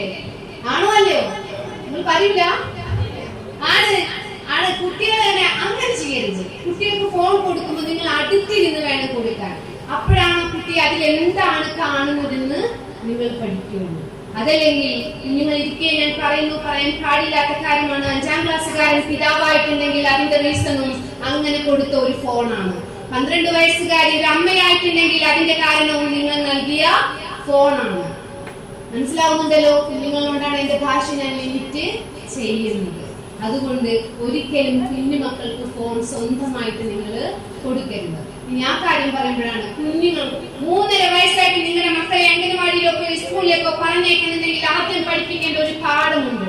ഒരൊറ്റ കാര്യമുള്ളൂ, കുട്ടികളുടെ പ്രൈവറ്റ് പാർട്സിൽ ഒരാൾ ടച്ച് ചെയ്താൽ എന്ത് ചെയ്യണമെന്ന്. ഏതൊക്കെയാണ് ഒരു കുട്ടിയുടെ പ്രൈവറ്റ് പാർട്സ് എന്ന് തീർച്ചയായിട്ടും നിങ്ങളുടെ പെൺകുട്ടിയായിക്കോട്ടെ ആൺകുട്ടിയായിക്കോട്ടെ പറഞ്ഞു കൊടുത്തിട്ട് വേണം അംഗനവാടിയിൽ വിടണ്ടേ. കണക്കുകൾ സൂചിപ്പിക്കുന്നു 2024 ഏറ്റവും കൂടുതൽ പോക്സോ കേസുകൾ റിപ്പോർട്ട് ചെയ്യപ്പെട്ട ജില്ല ഏതാണ്? മലപ്പുറം ജില്ലയാണ്. എന്തുകൊണ്ട് നമ്മുടെ മക്കൾക്ക് മതവിദ്യാഭ്യാസത്തിനൊപ്പം തന്നെ സെക്സ് എഡ്യൂക്കേഷനും നമ്മൾ കൊടുക്കണം. എന്റെ പ്രൈവറ്റ് പാർട്സിൽ ഒരാൾ തൊട്ടോ നിങ്ങൾ എന്നും ചോദിക്കണം, കുഞ്ഞു മക്കളെ കുളിപ്പിക്കുമ്പോ ചോദിക്കണം, മോളെ നിങ്ങൾക്ക് എങ്ങനെയും ചീത്ത അനുഭവങ്ങൾ ഉണ്ടായിട്ടുണ്ടോ? ഉണ്ടെങ്കിൽ അത് നിങ്ങൾക്ക് പ്രൈവസി അതും വേണ്ട. ഞാൻ പറയുന്നു, നിങ്ങൾ അങ്ങനെ കുഞ്ഞുങ്ങൾക്ക് മോശമായിട്ട് പെരുമാറുമ്പോൾ നിങ്ങളുടെ മക്കളെ തിരിച്ച് അയാൾക്കെതിരെ ഒരു അടി കൊടുക്കാമെങ്കിൽ നിങ്ങൾ പഠിപ്പിക്കണ്ടേ? ഒരു വയസ്സായ പെൺകുട്ടി ബസ്സിൽ യാത്ര ചെയ്യുമ്പോൾ ആ കുട്ടിയുടെ മോശം അനുഭവം ഉണ്ടായിക്കഴിഞ്ഞാൽ തിരിച്ചു നിന്ന് ചെരുപ്പൂരി ഒരെണ്ണം അവന്റെ മുഖത്ത് വെച്ചു കൊടുക്കാനുള്ള ഒരു പെൺകുട്ടിയാക്കി നിങ്ങളുടെ മക്കളെ നിങ്ങൾ വളർത്തിയെടുക്കണ്ടേ? അങ്ങനെയാകുമ്പോഴാണ് നമ്മുടെ അല്ലാതെ അത് പേടിച്ച് മിണ്ടാതിരിക്കുന്ന അവസാനം ഒരു കയറിലോ ഫാനിലോ തൂങ്ങി നിൽക്കുന്ന ഒരു മക്കളെ നമുക്ക് സമ്മാനം കിട്ടരുത്. അപ്പോ അതിനെതിരെ പ്രതികരിക്കാനുള്ള ഒരു മക്കളാക്കി നിങ്ങൾ മക്കളെ വളർത്തിയെടുക്കണം. അങ്ങനെയാണെങ്കിൽ മക്കൾക്ക് എക്സ്ട്രാ ഒരു കരിക്കുലർ ആക്ടിവിറ്റി നിങ്ങൾ പഠിപ്പിക്കണം. ടൈക്കോണ്ടയോ കരാട്ടയോ എന്തെങ്കിലും അങ്ങനെ ഒരു സ്പോർട്സ് കപ്പാസിറ്റി ഉള്ള മക്കൾക്ക് ഇങ്ങനത്തെ അനുഭവങ്ങൾ വളരെ കുറവായിരിക്കും എന്ന് പഠനങ്ങൾ കാണിക്കുന്നു. അതായത് കുട്ടികൾക്ക് എക്സ്ട്രാ ഒരു കഴിവുണ്ടെങ്കിൽ അവർക്ക് ഒരു ധൈര്യം ഉണ്ടായിരുന്നു.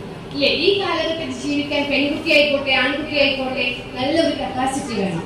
അങ്ങനെയാണെങ്കിൽ അവർക്ക് വേണ്ടാത്ത ലഹരിയിലേക്കുള്ള പോക്കും കുറയും. അപ്പൊ അതുകൊണ്ട് അത് അവരില് നിങ്ങൾ ഉണ്ടാക്കിയിടണം. കഴിഞ്ഞ ദിവസം മനസ്സിൽ ഏറ്റവും വിഷമം ഉണ്ടാക്കിയ ഒരു കാര്യം ഉണ്ടായിരുന്നു.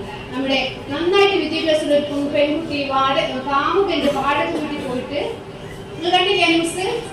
ഇന്നലെ തൂങ്ങി മരിച്ചത്. കഴിഞ്ഞ വർഷം ഒരു ഡോക്ടർ ഒളിച്ചോടിയത് കഞ്ചാവ് പ്രതിയുടെ കൂടെ. ഇനിയിപ്പോ അതൊക്കെ പോട്ടെ, ഇപ്പൊ തൊട്ടടുത്ത് ഒരു കേസ് ഉണ്ടായിരുന്നു. അത് നമ്മുടെ സ്റ്റേഷനിൽ, അത് പറയാൻ പറ്റില്ല. അപ്പൊ അങ്ങനെ ഇഷ്ടം പോലെ കേസുകൾ. എന്തുകൊണ്ട് നമ്മുടെ പെൺകുട്ടികൾ പോട്ടെ, നിങ്ങൾ അഫാന്റെ കാമുകിനെ പരിചയപ്പെട്ടതല്ലേ? അഫാനെ നിങ്ങൾക്കറിയില്ലേ? അറിയാം. അഫാൻ 5-7 കൊലപാതക ചിക്കനെന്ന് വെച്ച് 5 പേരെ കൊന്നു. അവന് പിന്നെ ലഹരിയൊന്നുമില്ല. എന്തുകൊണ്ട് അവനൊരു അത്രയും സൈക്യാട്രിക് കില്ലറായി മാറി? അവന് സ്നേഹിക്കാനും ഒരു കാമുകി ഉണ്ടായിരുന്നു, ഇല്ലേ? BSc കെമിസ്ട്രിക്ക് പഠിക്കുന്ന, ബയോളജി എന്തോ പഠിക്കുന്ന നല്ല മിടുക്കിയ ഒരു പെൺകുട്ടി. ഒരാളെ നമ്മുടെ മക്കളെ 18 വയസ്സ് കഴിഞ്ഞിട്ട് എനിക്ക് പ്രണയിപ്പിക്കാൻ പഠിപ്പിക്കണം എന്ന് വെച്ചാൽ അതും പഠിപ്പിക്കണം. നിങ്ങൾ മക്കളോട് ഇടയ്ക്കിടയ്ക്ക് പറയണം, മക്കളൊരു പ്രായത്തിൽ കഴിഞ്ഞാൽ നീ പ്രണയിച്ചോ, പക്ഷെ അത് തെറ്റൊന്നുമില്ല, നിനക്കൊരു പാർട്ട്ണറെ കണ്ടെത്തുന്ന ടൈമിൽ കണ്ടെത്തിക്കോ. എനിക്ക് 2-3 കാര്യം പറയാനുള്ളൂ. ഒന്ന്, അവന്റെ വിദ്യാഭ്യാസം നോക്കണ്ടേ? എല്ലാ പെൺകുട്ടികളോടും പറയണം, പ്രണയം തെറ്റൊന്നുമില്ല, നല്ല വിദ്യാഭ്യാസമില്ല, ജോലിയില്ല, നല്ല സംസ്കാരത്തിൽ വളർന്ന അവന്റെ വീട് ചുറ്റുപാട് ഇതൊക്കെ അന്വേഷിച്ചിട്ട്, പ്രത്യേകിച്ച് ഞാൻ പറയുന്നത് തെറ്റാണെന്നറിയില്ല, ഞാൻ അങ്ങനെ വിശ്വസിക്കുന്നുണ്ട്. നിങ്ങൾക്കൊരു മതം ഉണ്ടെങ്കിൽ, ഹിന്ദുവാണെങ്കിൽ ഹിന്ദു, മുസ്ലിം ആണെങ്കിൽ മുസ്ലിം. കാരണം നമുക്ക് വളർന്നു വന്നൊരു ചുറ്റുപാടുണ്ട്. ഞാൻ പല കേസുകളും കാണാറുണ്ട്. ഇന്റർകാസ്റ്റ് മാരേജ് ഒക്കെ കോടതി അനുഭവിക്കുന്നതാണ്. ഹിന്ദു മതത്തിൽപ്പെട്ട ആള് ക്രിസ്ത്യാനി കൂടെ പോകും, അങ്ങനെയൊക്കെ പോകും. പക്ഷെ കുറച്ച് കഴിഞ്ഞാൽ അവരുടെ ബന്ധങ്ങളിൽ ശിഥിലങ്ങൾ വന്ന് തിരിച്ച് ഒന്നുമല്ലാതായിട്ടിരുന്ന കുറേ ഇത് കാണാറുണ്ട്. അപ്പൊ ജീവിത സാഹചര്യങ്ങൾ, ചുറ്റുപാടുകൾ പൊരുത്തപ്പെടാൻ ബുദ്ധിമുട്ടായിരിക്കും. അതുകൊണ്ട് അതും കൂടെ പറഞ്ഞു കൊടുക്കുക. അങ്ങനെ വളർന്നു വന്ന് നല്ലൊരാളെ കണ്ടെത്തി ആദ്യം ആരോട് പറയണം? നിങ്ങളോട് പറഞ്ഞു കഴിഞ്ഞാൽ നിങ്ങൾ കല്യാണം കഴിച്ചു കൊടുക്കുമെന്ന വിശ്വാസം കുഞ്ഞിൽ വളർത്തിയെടുക്കണം. വേണം. പ്രണയിക്കാൻ കൂടെ നിങ്ങൾ പഠിപ്പിച്ചു കൊടുക്കുക. ഏതെങ്കിലും ഒരു കോന്തപ്പനെ കണ്ട കുട്ടികളെല്ലാം മൂക്കും കുത്തി വീഴുകയാണ്. കഴിഞ്ഞ ദിവസം ഞാൻ പറഞ്ഞില്ലേ, സ്റ്റേഷനിൽ വന്ന് പ്രണയ കേസ് കണ്ട് നമ്മൾ ഞെട്ടിപ്പോകും. 12 കൊല്ലം കഴിഞ്ഞിട്ട് ആദ്യമായിട്ടുണ്ടായ പെൺകുട്ടിയാണ്. നല്ല ഭംഗി എന്ന് പറഞ്ഞാൽ നല്ല ഭംഗിയുള്ള കുട്ടി. ഞങ്ങൾ ആ ഒരു ലോഡ്ജിനാണ് ഇരിക്കുന്നത് വെക്കേഷൻ. അപ്പോ ഈ 12 വയസ്സുകാരി പെൺകുട്ടിക്ക് എങ്ങനെയാണ് അവിടെ ഞാൻ പറഞ്ഞില്ല, നേരത്തെ പറഞ്ഞില്ലേ, പൈനാപ്പിൾ മുടി, ഓട്ടയുള്ള പാന്റ്, 2 ചങ്ങലയൊക്കെ ഇട്ടിട്ട് ആ മുതുകന്റെ പോലത്തെ ബൈക്കിലാണ് ആ പയ്യൻ വന്നിരിക്കുന്നത്. ഇവനെ കാണുമ്പോൾ ഞാൻ ചോദിച്ചു, എന്തുകൊണ്ട് നീ ഇവനെ സെലക്ട് ചെയ്ത്? അപ്പോ ആ കുട്ടി പറഞ്ഞൊരു ഉത്തരേ ഉള്ളൂ, എനിക്ക് ഏറ്റവും പോകാൻ ഇഷ്ടപ്പെടുന്ന വണ്ടി ഏതാ മോളെ? എന്തെങ്കിലും ഇനി അറിയില്ല, കാറാണ് മാറ്റി പിടിച്ചല്ലേ? എനിക്കറിയാം. ഇനി അതല്ല അങ്ങനെ പറയുന്നത്. കണ്ടോ, എല്ലാവർക്കും നിങ്ങൾക്കൊക്കെ ബൈക്കിൽ പോകാനല്ലേ ഇഷ്ടം അല്ലേ? ആണ്. ഇവർക്ക് ബോയ്സിന് പ്രത്യേകിച്ച് ബൈക്കിൽ തന്നെയായിരിക്കും. പെൺകുട്ടികൾ ഇപ്പോഴും കഷ്ടപ്പെട്ട് കുറച്ചെന്ന് പറയുന്നത് നീ പഠിച്ചെന്നെ. അപ്പൊ എന്തായാലും പെൺകുട്ടിയുടെ അച്ഛൻ തെങ്ങായിട്ടായിരുന്നു, അയാൾക്ക് സൈക്കിളേ ഉള്ളൂ. പക്ഷെ ആ കുട്ടിക്ക് ഏറ്റവും ഇഷ്ടം ബൈക്കിൽ പോകാനാണ്. ഒന്നും കണ്ടല്ല പ്രണയിച്ചത്, ബൈക്ക് കണ്ടാണ് പ്രണയിച്ചത്. ഒന്ന് ആലോചിച്ചത്, ബൈക്കിലും ബീച്ചിലൊക്കെ ഇങ്ങനെ കറങ്ങാണ് അവിടെ ഏറ്റവും വലിയ ഹോബി. അവളുടെ അമ്മ ടീച്ചറാണെന്നൊക്കെ പറഞ്ഞു. എന്തായാലും ആ ചിക്കൻ്റെ പേരിൽ 3 കഞ്ചാവ് കേസിലെ അറിയാം. ഞാൻ ചോദിച്ചു, ഇനി ഇതൊക്കെ കഴിഞ്ഞ് പുറത്തിറങ്ങിക്കഴിഞ്ഞ് നീ വീണ്ടും അവനെ പ്രണയിക്കോ എന്ന് ചോദിച്ചപ്പോ ആ കുട്ടി പറഞ്ഞു, എനിക്ക് അറിയില്ല. അപ്പൊ ഞാൻ ചോദിച്ചു, അത്യാവശ്യത്തിന് ഒരു പണിക്ക് പോണ എന്ത് ജോലിയെ കൂടെ കടയിൽ മാന്യതയിൽ ഒരു ജോലി ചെയ്യുന്ന ഒരു ചെക്കനെ നിനക്ക് പ്രണയിച്ചിട്ടുണ്ടായിരുന്നു എന്ന് ഞാൻ ചോദിച്ചു കഴിഞ്ഞപ്പോ പറഞ്ഞു, എന്റെ അമ്മയ്ക്കും അച്ഛനും ഇതൊക്കെ അറിയായിരുന്നു. എന്റെ അമ്മയ്ക്കും അച്ഛനും 9ാം ക്ലാസ് തൊട്ട് ഞാൻ അവനെ പ്രണയിക്കുന്നതും അറിയായിരുന്നു. അപ്പൊ ഞാൻ അമ്മയുടെ മുഖത്തോട് നോക്കി, ശരിയാണോ? അമ്മ പറഞ്ഞു, ശരിയാണ്, അവൾ ഇഷ്ടമാണൊക്കെ പറഞ്ഞു. അപ്പൊ എന്തേ, നിങ്ങൾ അന്വേഷിച്ചില്ലേ? അവളുടെ ഇഷ്ടം അങ്ങനെ വെച്ചാൽ അങ്ങനെ ആയിക്കോട്ടെ അല്ലേ? അവളുടെ ഇഷ്ടം അങ്ങനെയാണെങ്കിൽ അങ്ങനെ ആയിക്കോട്ടെ. മക്കളെ ചൂണ്ടിക്കാണിക്കുന്നത് എന്തും ശരിയാണെന്ന് പറഞ്ഞ് അവൻ നോക്കുമ്പോ ആ ചെക്കൻ നല്ല സാമ്പത്തികമൊക്കെ ഉണ്ട്, ശരിയാണ്. സാമ്പത്തികമായിട്ട് മാത്രം ഒരാൾക്ക് ജീവിതം ഉണ്ടാവൂ? ഇല്ല. അന്വേഷിക്കണം. നമ്മുടെ മക്കളുടെ ഫ്രണ്ട്സും പ്രണയവും ഒക്കെ തുറന്നു പറയുമ്പോൾ അത് ആരാണെന്നും എങ്ങനെയാണെന്നും പറഞ്ഞ് എന്നിട്ട് ആ കുട്ടിക്ക് ഏറ്റവും കൺവിൻസ് ആവാൻ ഏറ്റവും നല്ലത് ഇപ്പോൾ ഒരാൾ ഇഷ്ടമെന്ന് പറഞ്ഞാൽ ജസ്റ്റ് പോലീസ് സ്റ്റേഷനിൽ പോയിട്ട് ഒന്ന് ചോദിക്കുക, ആ പയ്യന്റെ പേരിൽ വല്ല കേസുണ്ടോ, എന്നിട്ട് ഓക്കെ ആണെങ്കിൽ ഒരു പച്ചപ്പൊടി കാണിച്ചേക്കാം അല്ലേ? ഇപ്പൊ നിങ്ങൾ കാണിച്ചില്ലാന്ന് വെച്ചിട്ട് അവർ ഫോണിൽ പോകും. ഇഷ്ടം പോലെ കേസുകൾ അങ്ങനെയാണ്. നമ്മളൊന്നും നിങ്ങൾ മക്കളെ കണ്ടിട്ട് സ്വപ്നങ്ങൾ നെയ്യരുത് ഈ കാലത്ത്. അതൊരിക്കലും നമുക്ക് ചെയ്യാനുള്ള ഉത്തരവാദിത്തങ്ങൾ ഏറ്റവും മനോഹരമായിട്ട് ചെയ്യുക. അവരുടെ ലൈഫ് അവർ സെലക്ട് ചെയ്യും. പക്ഷേ മാർഗദർശിയായിട്ട് മുന്നോട്ട് നിൽക്കാനേ നമുക്ക് പറ്റും. കാരണം പല കേസുകളിലും അങ്ങനെയാണ് നമുക്ക് കാണാൻ പറ്റുന്നത്. അപ്പോ പറഞ്ഞു വന്നത് കുട്ടികളിലെ പ്രണയമാണ് ഏറ്റവും ശ്രദ്ധിക്കേണ്ട. പ്രണയം എന്ന് പറഞ്ഞ കുട്ടികളടുത്ത് പറയണം, അതൊരിക്കലും സെക്സ് ബേസ്ഡ് അല്ല എന്ന് പറഞ്ഞ് മനസ്സിലാക്കി കൊടുക്കണം. അങ്ങനെയാണെങ്കിൽ ശരിക്കുള്ള പ്രണയം കുട്ടികൾ എവിടെയാണ് കാണുന്നത്? ഇവർക്ക് കുട്ടികൾക്ക് എവിടെ പ്രണയം കാണുന്നത് നിങ്ങൾക്ക് അറിയോ? എവിടെ? ഞങ്ങൾ പറയും, കുട്ടികൾ പ്രണയം കാണുന്നത്, പ്രണയിക്കാൻ തോന്നുന്നത് എവിടെ നിന്ന് പഠിച്ചിട്ടാണ്? മൂവീസിലാണ്. മൂവീസിൽ പ്രണയം തുടങ്ങിയപ്പോൾ പാട്ടായി, ഡാൻസ് ആയില്ലേ? ശരിയല്ലേ? ആണ്. ഇപ്പൊ കല്യാണങ്ങളൊക്കെ അതുപോലെയാണ്. ഇപ്പൊ ഡാൻസ് ഒക്കെ കളിച്ചിട്ടല്ലേ പെണ്ണൊക്കെ വരുന്നത് ഇല്ലേ? ഇങ്ങനെയൊക്കെ ഡാൻസ് ഒക്കെ കളിച്ച് പോയിട്ട് ഞാൻ പറയാൻ 2 ആഴ്ച മുന്നേ അടിപൊളി കല്യാണം ഞങ്ങൾ വിളിച്ചിരുന്നു. സ്റ്റേഷനിലെ പോലീസുകാർക്ക് ഡ്യൂട്ടിയിലോട്ട് ഇങ്ങോട്ട് ഫുഡ് കൊണ്ടുവന്നു. ഡൈവേഴ്സ് ആയി. അടിപൊളി ഡാൻസ് ഒക്കെ ആയിരുന്നു. എന്തായിരുന്നു? ഡാൻസ് നല്ല ജീവിതം എന്ന് മക്കളെ പഠിപ്പിച്ചു കൊടുക്കണം. പഠിപ്പിച്ചു കൊടുക്കണ്ടേ? യാഥാർത്ഥ്യമായ മുഖങ്ങൾ, ജീവിതാനുഭവങ്ങളൊക്കെ അവർക്ക് പറഞ്ഞു കൊടുക്കണം. പറഞ്ഞു വന്നത് ഇത്രയേ ഉള്ളൂ. അതായത് എന്തായാലും പ്രണയം സ്റ്റാർട്ട് ചെയ്യുമ്പോൾ അത് എങ്ങനെ സ്റ്റാർട്ട് ചെയ്യണമെന്ന് പറഞ്ഞു കൊടുക്കുക. അതുപോലെ സെക്സ് ബേസ്ഡ് അല്ല. ഇപ്പൊ ഞാൻ പറഞ്ഞു, ഏറ്റവും നല്ല പ്രണയം കാണുന്നത് വീടുകളിൽ നിന്നാണ്. നിങ്ങൾ ഭാര്യ ഭർത്താവൊക്കെ പ്രണയമാണോ? ആണോ? ആണ്. കുറച്ച് ആൾക്കാർ ചിന്തിക്കുന്നത്, കുറച്ച് ആൾക്കാർ ആണ്. ശരിക്കും മിണ്ടൂല. എന്തിനാ ചെയ്യുന്നത്? നിങ്ങൾ നോക്കാൻ എന്ത് ചെയ്യുന്നത്? ഏവിയേഷന്റെ കോഴ്സ് പഠിക്കാണ്. ഉമ്മയൊപ്പയ്ക്കണ്ട ഇല്ല, പെങ്ങളെ കൂടെ വന്നതാണ്. ഉമ്മയൊപ്പ ഇങ്ങനെ നല്ല പ്രണയമാണ്. അത്യാവശ്യം അവരെ പോലെ ആണെന്ന് വിചാരിച്ചിട്ടുണ്ടോ? ഇല്ല. അതാണ് ഞാൻ ചോദിച്ചത്.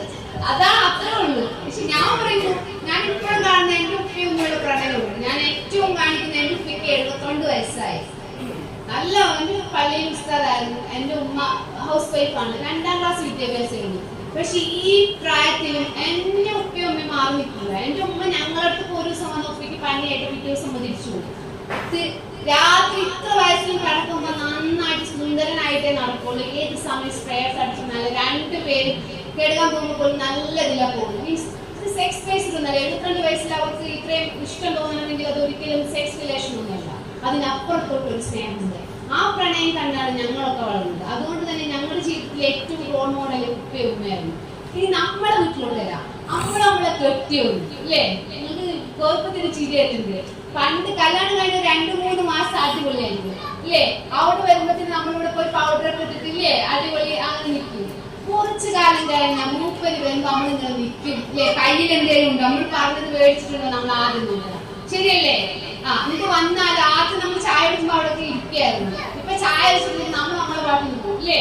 കുട്ടികളൊക്കെ ഇതാണ് കാണുന്നത്. ശരിക്കും വീടുകളിൽ ഭാര്യയും ഭർത്താവും നന്നായിട്ട് ഇടപഴകിയുള്ള പ്രണയം കാണുന്നുണ്ടെങ്കിൽ ഏതൊരു കുഞ്ഞിന്റെയും മനസ്സിൽ ഒരാഗ്രഹം ഉണ്ടാവും, എന്റെ ഉപ്പയും ഉമ്മയും പോലെ എനിക്കും ജീവിക്കണം ഇല്ലേ? ആ പ്രേമം, ആ സ്നേഹം, ആ ചിന്ത അത് ഉണ്ടാകണമെങ്കിൽ നമ്മൾ അടുത്തിടപെടണം. സെക്സ് എഡ്യൂക്കേഷൻ അവരെ മുന്നിൽ അതല്ല, സെക്സ് റിലേഷൻ അല്ല ഉദ്ദേശിക്കുന്നത്. സ്നേഹത്തോടെയുള്ള സംസാരവും അടുത്തുള്ള ഇടപെടലും. അപ്പൊ ഞാൻ പറയും, നമ്മളൊക്കെ വീടുകളിൽ നിൽക്കുമ്പോൾ നമ്മളെ ഭർത്താക്കന്മാർക്ക് നമ്മളെ സ്നേഹം തോന്നണ്ടേ? തോന്നുവോ? തോന്നണം. അപ്പൊ അങ്ങനെയാണോ നിൽക്കുന്നത്? നിന്റെ കെട്ടിയ ഒരു പോലീസുകാരൻ എന്നോട് എന്താ പറയുന്നത് അറിയോ? നിന്നെ വീട്ടിൽ നിന്ന് എനിക്ക് നോക്കാനേ തോന്നില്ല. പക്ഷെ വീട്ടിൽ കൂടെ മീൻസ് പുറത്തിറങ്ങിയിട്ട് പോകുമ്പോൾ ചിലപ്പോൾ വേണമെങ്കിൽ ഞാൻ നോക്കിയാവും. കാരണം എന്തായിരിക്കും? നമ്മൾ എവിടെ അണിഞ്ഞൊരുങ്ങുന്നത്? പുറത്തിറങ്ങുമ്പോഴല്ലേ ഞാനും നിങ്ങളും നമ്മളെല്ലാരും മെന്നാണെങ്കിലും ഇതാണെങ്കിലും അണിഞ്ഞൊരുങ്ങുന്നത് എവിടെയാണ്? പുറത്തു പോകുമ്പോഴാണ്. ശരിക്കും നമ്മൾ അണിഞ്ഞൊരുങ്ങുന്നത് എവിടെയാണ്? നമ്മൾ വീട്ടിലാണ്, ഭർത്താവിന്റെ അല്ലെ ഭാര്യയുടെ മുന്നിലാണ് ഏറ്റവും നന്നായിട്ട് അണിഞ്ഞൊരുങ്ങേണ്ടതും സ്നേഹം പ്രകടിപ്പിക്കേണ്ടതും. അപ്പോ അല്ലെങ്കിൽ നമുക്ക് റൗട്ടിൽ പോകണമെങ്കിൽ എല്ലാവരും സുന്ദരന്മാരും സുന്ദരികളാണ്, നമ്മൾ വീട്ടിൽ നമ്മൾ കണ്ടുകൂടാനാണ്. പക്ഷെ ഒരിക്കലും അങ്ങനെയല്ല. കാരണം നമുക്ക് എല്ലാവർക്കും രണ്ട് മുഖമുണ്ട് ഇല്ലേ? ഒരു നല്ല മുഖം, ഒരു പൊട്ട മുഖം. ശരിക്കും നമ്മുടെ മുഖം അറിയണമെങ്കിൽ നമ്മളെ കെട്ടിയാൽ മാത്രമാണ്, ഉമ്മാക്ക് ഇത്ര അറിയണ്ടാവില്ല. ശരിയല്ലേ? ആണോ അല്ലയോ? ആണ്. കാരണം നമ്മുടെ എല്ലാ നെഗറ്റീവും പോസിറ്റീവും ഭാര്യക്കും ഭർത്താവിനും അറിയാലോ. എന്നിട്ടും നിങ്ങളെ സ്നേഹിക്കുന്നുണ്ടെങ്കിൽ അയാൾ തന്നെയാണ് ഏറ്റവും നല്ല മനുഷ്യൻ. എന്നിട്ടും നിങ്ങളുടെ ഭാര്യ നിങ്ങളെ സ്നേഹിക്കുന്നുണ്ടെങ്കിൽ അവൾ തന്നെയാണ് ലോകത്തിലെ ഏറ്റവും നല്ല ഭാര്യ. ശരിയല്ലേ? അത് മനസ്സിലാക്കുക. കാരണം കഴിഞ്ഞ വർഷം ഏറ്റവും കൂടുതൽ ഒളിച്ചോടിയ പെണ്ണുങ്ങളുടെ പ്രായം എന്ന് പറയുന്നത് 35 വയസ്സിനും 45 വയസ്സിനും ഇടയിലുള്ള പെണ്ണുങ്ങളായിരുന്നു. കാരണം ഈ ഫോൺ വന്നപ്പോ, ഇൻസ്റ്റാഗ്രാം വന്നപ്പോ, ഫേസ്ബുക്ക് വന്നപ്പോ വന്ന റിലേഷൻസ് അത് ഒരിക്കലും നിങ്ങൾ അക്കരെ കാണുമ്പോ മീൻസ് പറയാറില്ലേ, അക്കരെ കാണുമ്പോ പച്ചയാണ് അല്ലേ? ഇക്കരെ പച്ച ഒന്നും തോന്നണ്ട. അത് കുറച്ച് ദിവസങ്ങൾക്കുള്ള റിലേഷനാണ്. അങ്ങനത്തെ റിലേഷൻസിൽ ഒരിക്കലും നിങ്ങൾ ചെന്ന് ചാടാതിരിക്കാൻ ശ്രദ്ധിക്കുക. അപ്പോ അങ്ങനത്തെ നമ്മുടെ ഭർത്താവിനെ, നമ്മുടെ കുടുംബത്തെ നെഞ്ചോട് ചേർത്ത് പിടിക്കുന്ന ഒരു കുടുംബത്തിലും യാതൊരു ബുദ്ധിമുട്ടും വരില്ല. ഇനി എനിക്ക് ഒരു കാര്യം കൂടെ പറയാനുള്ളൂ. ഞാൻ പറഞ്ഞു, ഫോൺ ഉപയോഗിക്കുന്നിടത്ത് നല്ല ശ്രദ്ധ വേണം. ഇനി ഏറ്റവും കൂടുതൽ ലഹരി വിൽപ്പന നടത്തുന്നത് ഫോണിലൂടെയാണ്. ഡാർക്ക് വെബുകളും ഇഷ്ടം പോലെ സൈറ്റുകളും ഇൻസ്റ്റാഗ്രാം അക്കൗണ്ടുകളും ലഹരി എത്തിക്കാൻ വേണ്ടി ഓപ്പൺ ആയിട്ടുണ്ട്. നിങ്ങളുടെ ആൺകുട്ടികൾ ഈ ഫോൺ ഉണ്ടെങ്കിൽ മതി, അവർക്ക് അവർ പറയുന്ന, കഴിഞ്ഞ ദിവസം നമ്മൾ കണ്ടതാണ്, ഏറ്റവും പുതിയ മെത്തേഡ് എന്ന് പറയുന്നത് ഓൺലൈൻ വഴി ഡെലിവറിയാണ്. ഡെലിവറി കൊണ്ട് നിങ്ങളുടെ വീടിന്റെ തെങ്ങിന്റെ മീൻസ് ക്യാഷ് ഓൺ ഡെലിവറി അല്ല, ഓൺലൈൻ ക്യാഷ് ചെയ്യാനാണ് ഡെലിവറി. അത് അവർ പറയുന്ന ഒരു സ്പോട്ടിൽ മുറ്റത്തിന്റെ തെങ്ങിന്റെ വളപ്പിലൊക്കെ ഇട്ടിട്ട് ഫസ്റ്റ് ഗേറ്റിന്റെ ഫ്രണ്ടിലൊക്കെ വെച്ചിട്ട് പോവാണ്. കയ്യിൽ പോലും കൊടുക്കില്ല. എന്നിട്ട് അവർ തിരിച്ചു പോവാണ്.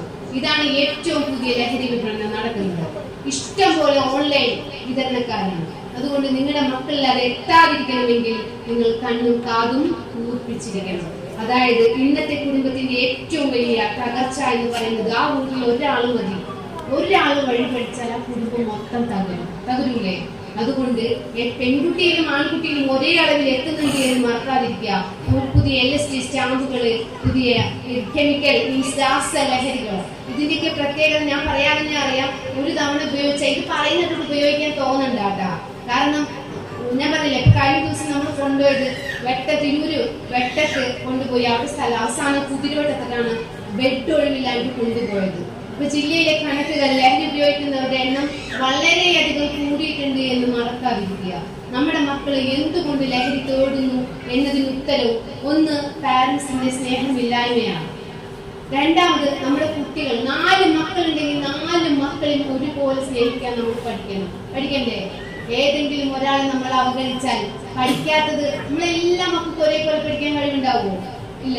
ചിലവരെ പഠിക്കൂ, ചിലവർ പഠിക്കൂല. അപ്പൊ എല്ലാവരും പഠിച്ച ഡോക്ടർമാരാണ്. നമ്മുടെ മക്കളെ പഠനത്തിന് വേണ്ടി നിങ്ങൾ വളർത്തരുത്. അതായത് മീൻസ് A+ കിട്ടാൻ വേണ്ടി ഒരു മക്കളെ നിങ്ങൾ വളർത്തരുത്. നിങ്ങളെ വീട്ടിൽ ഒരാൾ കയറി വരുമ്പോ അയാളോട് ഇരിക്കാൻ പറഞ്ഞ ഒരു ഗ്ലാസ് വെള്ളം കൊണ്ടുപിടിക്കാൻ പറ്റുന്ന ഒരു മകനോ ഒരു മകളോ ഉണ്ടെങ്കിൽ അൽഹംദുലില്ലാ, അത്രേ ഉള്ളൂ. അതല്ലേ വേണ്ടത്? അതല്ലേ നമുക്ക് വേണ്ടത്? നിങ്ങൾക്ക് അസുഖം വരുമ്പോ തലവേദനിക്കാൻ പറയുമ്പോ ഉമ്മ നിങ്ങൾക്ക് ഭാമ പെർഫെക്റ്റ് എന്ന് ചോദിക്കാൻ ഒരു മകൻ ഒരു മകൾ, അതായിരിക്കണം നമ്മുടെ ലക്ഷ്യം. അല്ലാതെ നമ്മുടെ മക്കൾ കുറെ A+ മേടിച്ച് വലിയ ജോലിയും വലിയ പൈസക്കാരാവുന്ന ഒരു ഉമ്മയും അങ്ങനെ വളർത്തേണ്ട മക്കളെ. ഏറ്റവും സമൂഹത്തിന്റെ ഇടത്തേക്ക് നിന്ന് പെരുമാറാൻ, ഒരാളെ കണ്ട ക്ഷീണിച്ചു വരുന്ന ഒരാളെ കണ്ട ഒരു ഗ്ലാസ് വെള്ളം കൊടുക്കാനും നമ്മൾ വീണ് കഴിഞ്ഞാൽ നമ്മളെ താങ്ങി ഞെപ്പിക്കാനും പറ്റുന്ന ഒരു മകനുണ്ടെങ്കിൽ അതാണ് ഏറ്റവും വലിയത്. അപ്പൊ അവരെ കഴുത്തത്തിന്റെ പേരിലോ ഭംഗിയില്ലായ്മയിലോ ബുദ്ധി കുറവിന്റെ പേരിലോ വേർതിരിച്ച് കാണാതിരിക്കുക. കാരണം പല കേസുകൾക്കും കുട്ടികൾ ലഹരി തേടുന്നത് ഒന്ന് ഈ പറഞ്ഞ പോലെ മാതാപിതാക്കളുടെ അവഗണനയാണ്, പഠിക്കാൻ കഴിവില്ലെന്നുള്ള കുറ്റപ്പെടുത്തലുകളിൽ നിന്നാണ്. അപ്പൊ അവന് കഴിവില്ലാന്ന് നിങ്ങൾ മനസ്സിലാക്കിയാൽ അത് അംഗീകരിച്ചു കൊടുക്കുക. അവന് എന്തെങ്കിലും ഒരു വഴി ഉണ്ടാവും. അപ്പൊ ഒരിക്കലും കുറ്റപ്പെടുത്തലുകൾ, അങ്ങനെയാണ് 10% കുട്ടികളും ലഹരി തേടുന്നത്. രണ്ടാമത്തെ കാര്യം ഞാൻ പറഞ്ഞു, കുട്ടികളെ അവഗണിക്കുക. ഒരു വീട്ടിൽ ഒരു റോൾ മീൻസ് ഒരുപാട് നിയന്ത്രണങ്ങൾ കൊടുക്കുമ്പോൾ ഓവറായിട്ട് സ്ട്രിക്റ്റ് കാണിച്ചാലും ഈ ഡോക്ടർമാരുടെയും എഞ്ചിനീയർമാരുടെയൊക്കെ മക്കൾക്ക് വരുന്ന ഒരു ഏറ്റവും വലിയ ഫോൾട്ട് അതാണ്. കാരണം ഒരു മക്കൾ ഒരുപാട് സ്ട്രെസ് കൊടുക്കും ഇല്ലേ, അങ്ങനെയാണ് ഇങ്ങനെയാണ്, അടുത്ത ഡോക്ടറാക്കാൻ വേണ്ടിയിട്ടായിരിക്കും ഒരുപാട് കഷ്ടപ്പെടുന്നത്. അങ്ങനെ നിയന്ത്രണങ്ങൾ ഓവറായി കഴിഞ്ഞാലും മക്കൾ ലഹരി തേടി പോകും. മൂന്നാമത് അവർക്ക് വരുന്ന ഫ്രണ്ട്ഷിപ്പാണ്. ആൺകുട്ടിയാണെങ്കിൽ ലഹരി ഉപയോഗിക്കട എന്ന് പറയുന്ന ഒരു ഗ്യാങ് ആണ് നമ്മുടെ മുന്നിൽ ഇരിക്കുന്നത്. അതായത് 10 ആൺകുട്ടികളുടെ പറയുന്നത് ആൺകുട്ടിയാണെങ്കിൽ ഇതൊക്കെ ഉപയോഗിക്കണം എന്നാണ് അവർ പറയുന്നത്. അതുകൊണ്ട് നമ്മുടെ മക്കളുടെ ഫ്രണ്ട്ഷിപ്പ് ആരൊക്കെയായിട്ടാണ് എങ്ങനെയാണെന്ന് നമ്മൾ അറിഞ്ഞിരിക്കണം. അല്ലെങ്കിൽ നമ്മുടെ മക്കൾ കുറെ കൂട്ടുകാരുണ്ട് അങ്ങനെ പോകും അങ്ങനെ പറയുന്നു. ഇന്നലെ ഞാൻ പാരന്റിന്റെ ഒരു ന്യൂസ് കിട്ടിയിട്ട് ഞാൻ ആ കുട്ടി ഇങ്ങനെ രാസലഹരി ഉപയോഗിക്കുന്നുണ്ട് എന്ന് പറഞ്ഞിട്ട് ആ കുട്ടിയുടെ വീട്ടില് പോലീസുകാരായിട്ടുള്ള സാധാ ഒരു പോലീസ് എന്നിട്ട് പറഞ്ഞു ഞാനിങ്ങനെ ഒരു ചങ്ങാതി ഗ്രൂപ്പിൽ വർക്ക് ചെയ്യുന്നുണ്ട്. അപ്പൊ ഞാൻ പറഞ്ഞു അങ്ങനെ ഒരു മെമ്പറാണെന്ന് പറഞ്ഞു. മോൻ എവിടെയാന്ന് ചോദിച്ചു. അതിൽ ഉമ്മ പറഞ്ഞത് മോനങ്ങോട്ട് പോകും. അപ്പൊ ഞാൻ ചോദിച്ചു എങ്ങോട്ട് പോകും? ഓർക്ക് തോന്നുമ്പോ പോകും. 14 വയസ്സായ കുട്ടീനെ കുറിച്ചിട്ടാണ് ഒരു പാരന്റ് പറയുന്നത്.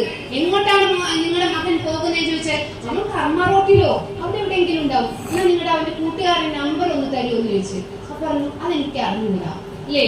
ഈ പറഞ്ഞ പോലെ അച്ഛൻ ഗൾഫിലാണ്, അത്യാവശ്യം അതിനപ്പുറവും ക്യാഷ് ഉള്ള വീട്ടിലെയാണ്. എങ്ങനെയാണ് മക്കളെ നശിക്കുന്നതെന്ന് അറിയാൻ അതാണ്. മക്കളെ എവിടെയാണ് പോകുന്നത്, എന്തിനാണ് പോകുന്നത് എന്നറിയാതെ മക്കളെ വളർത്തുമ്പോൾ അതാണ് ഏറ്റവും അപകടം പിടിച്ച ലോകത്തേക്ക്. അവൻ മാത്രമല്ല, ഒരു കുട്ടി ലഹരി ഉപയോഗിച്ചാൽ 1 വർഷം മുതൽ 9 ആളെ അവൻ ആ ലഹരിക്ക് അഡിക്ഷൻ വരുത്തിയിരിക്കും. അത് തീർച്ചയുള്ള കാര്യമാണ്. അപ്പൊ അതുകൊണ്ട് അത് നിങ്ങൾ ശ്രദ്ധിക്കുക. ഇനി ഒരു കാര്യം കൂടി പറയാം, പെൺകുട്ടികൾക്ക് ഒരിക്കലും മീൻസ് പെൺകുട്ടികൾ നമുക്ക് കേസിൽ പഠിച്ചത് ഒരു പെൺകുട്ടിയെ ലഹരി വേണമെന്ന് വെച്ച് ഉപയോഗിച്ചതല്ല. ഈ പറഞ്ഞ പോലെ പ്രേമബന്ധങ്ങൾ വഴി അവർക്ക് അറിയാതെ അവരുടെ ശരീരത്തിലെത്തുന്ന ലഹരിയാണ്.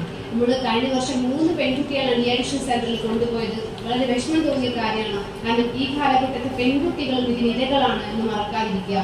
ചെറിയ കുട്ടികളിൽ പോലും ലഹരി എത്തിക്കഴിഞ്ഞാൽ സെക്ഷുവലായിട്ട് അവർ അബ്യൂസ് ചെയ്ത് കഴിഞ്ഞാൽ പോലും അറിയില്ല. അത്രത്തോളം മാരകമാണ് ഇന്നത്തെ രാസലഹരി. അതുകൊണ്ട് നിങ്ങളുടെ കുഞ്ഞുങ്ങൾ അടുത്ത വീടുകളിൽ കളിക്കാൻ പോകുമ്പോൾ പറഞ്ഞു കൊടുക്കണം, കോമൺ ആയിട്ട് തരുന്ന എന്തെങ്കിലും സാധനമല്ല, പ്രത്യേകിച്ച് ആരെങ്കിലും അവരുടെ കൈകളിൽ എന്തെങ്കിലും ഏൽപ്പിക്കുമ്പോൾ അത് കഴിക്കാനോ കുടിക്കാനോ നിൽക്കരുത് എന്ന് പറയണം. അതുപോലെ തന്നെയാണ് ഈ കഫേകളിലും മറ്റും പോകുമ്പോൾ അവിടെയുള്ള ആളുകൾ എങ്ങനെയാണെന്ന് അറിയില്ല. അതുകൊണ്ട് ഒരിക്കലും സ്ഥിരമായിട്ട് ഒരു കഫേകളിലും പെൺകുട്ടികളെ സന്ദർശനം നടത്താതിരിക്കാൻ ശ്രദ്ധിക്കുക. കാരണം 2 കേസ് വന്നത് സ്ഥിരമായിട്ട് പെൺകുട്ടികൾ ഗ്രൂപ്പായിട്ട് പോകുമ്പോൾ അതിലൊരു ആൺകുട്ടിക്ക് ഈ പെൺകുട്ടിയോട് ക്രൈസ് തോന്നുകയും ചെറുതായിട്ട് രാസലഹരി കുടിക്കുന്ന ലൈം ജ്യൂസിൽ ഇട്ട് കൊടുക്കുകയും ചെയ്തിട്ട് ആ കുട്ടീനെ അബ്യൂസ് ചെയ്തൊരു കേസ് ഉണ്ടായിട്ടുണ്ട്. അപ്പൊ അതുകൊണ്ട് സ്ഥിരമായിട്ട് പോകുമ്പോൾ അതൊക്കെ നമ്മൾ ശ്രദ്ധിക്കണം. ഇനി എത്ര നോക്കിക്കഴിഞ്ഞാൽ ഇതിലൊക്കെ പെട്ട് കഴിഞ്ഞാൽ ഒരിക്കലും എന്റെ മോൾക്ക് ഇങ്ങനൊരു ഇത് വന്നു എന്ന് പറഞ്ഞ് തലനാത്തിയിരുന്ന് കരയരുത് എന്ന് എനിക്ക് പറയാനുള്ളൂ. മക്കളാണ് വഴി തെറ്റും. അപ്പോൾ തന്നെ ഇതിന് ഇഷ്ടം പോലെ DHC സെന്ററിലും ട്രീറ്റ്മെന്റും അവൈലബിൾ ആണ്. നമ്മുടെ മക്കൾക്ക് അയ്യോ 2 പേരറിഞ്ഞാൽ 3ാമത് അറിഞ്ഞാൽ എന്ത് സംഭവിക്കും, അതൊന്നും ഒരിക്കലും ചിന്തിക്കരുത്. ഏറ്റവും പെട്ടെന്ന് തൊട്ടടുത്ത ജില്ലാശുപത്രികളിലും മെഡിക്കൽ കോളേജുകളിലും എവിടെയാണ് ഇതിന് ട്രീറ്റ്മെന്റ് അവൈലബിൾ ആണ് എത്രയും പെട്ടെന്ന് കുഞ്ഞുങ്ങളെ ഡോക്ടറെ കാണിക്കുക. അതിന് 2-3 സിംബൽസ് നിങ്ങളെ കുഞ്ഞുങ്ങളിൽ കാണാൻ പറ്റും. ഒന്ന്, കുഞ്ഞുങ്ങളിലെ ഉറക്കത്തിന്റെ താളം തെറ്റുന്നത്. കുട്ടി പ്രോപ്പറായിട്ട് ഉറങ്ങുന്നില്ല എന്ന് കണ്ടാൽ കുഞ്ഞിൽ രാസലഹരി അല്ലെങ്കിൽ ഏതെങ്കിലും ഒരു ലഹരി ഉപയോഗിക്കുന്നുണ്ട്. അവരുടെ ഭക്ഷണത്തിലുള്ള ഏത് സമയം നട്ടപ്പാത്രക്കൊക്കെ നീച്ചിട്ട് തണുത്ത വെള്ളം കുടിക്കുക, അത് ഇതിന്റെ ഒരു ലക്ഷണമാണ്. നിങ്ങൾക്കറിയാം, ഒരു സിഗരറ്റ് വലിച്ചാൽ മദ്യം ഉപയോഗിച്ചാൽ അതിന്റെ സ്മെല്ല് കൊണ്ട് അറിയാൻ പറ്റും. പക്ഷെ രാസലഹരിക്ക് സ്മെല്ലില്ല. LSD സ്റ്റാമ്പുകൾ അതിനൊന്നും എന്തില്ല, സ്മെല്ലുകളില്ല. അതൊക്കെ സ്റ്റിക്കർ പോലെയാണ്. മുറിയൊക്കെ ഉണ്ടാക്കി ഇങ്ങനെ ഒട്ടിച്ചു വെക്കുക, നാവിലൊക്കെയാണ് ഒട്ടിച്ചു വെക്കുക. അതൊന്നും കണ്ടുപിടിക്കാൻ പറ്റില്ല. പക്ഷെ ഇങ്ങനത്തെ സിമ്പിൾസ് ആണ്. അത് കണ്ണുള്ളിലോട്ട് പോകുന്നത്, ഇതിന്റെ കറുത്ത ഇവിടെ ഇങ്ങനെ കുഴിഞ്ഞു വരുന്നത്, പല്ലിങ്ങനെ ഇങ്ങനെ ബലം കുറഞ്ഞ പല്ലല്ലേ, കാഴ്ചക്കുറവിന്റെ പോലത്തെ പല്ലുകളാവുന്നത്.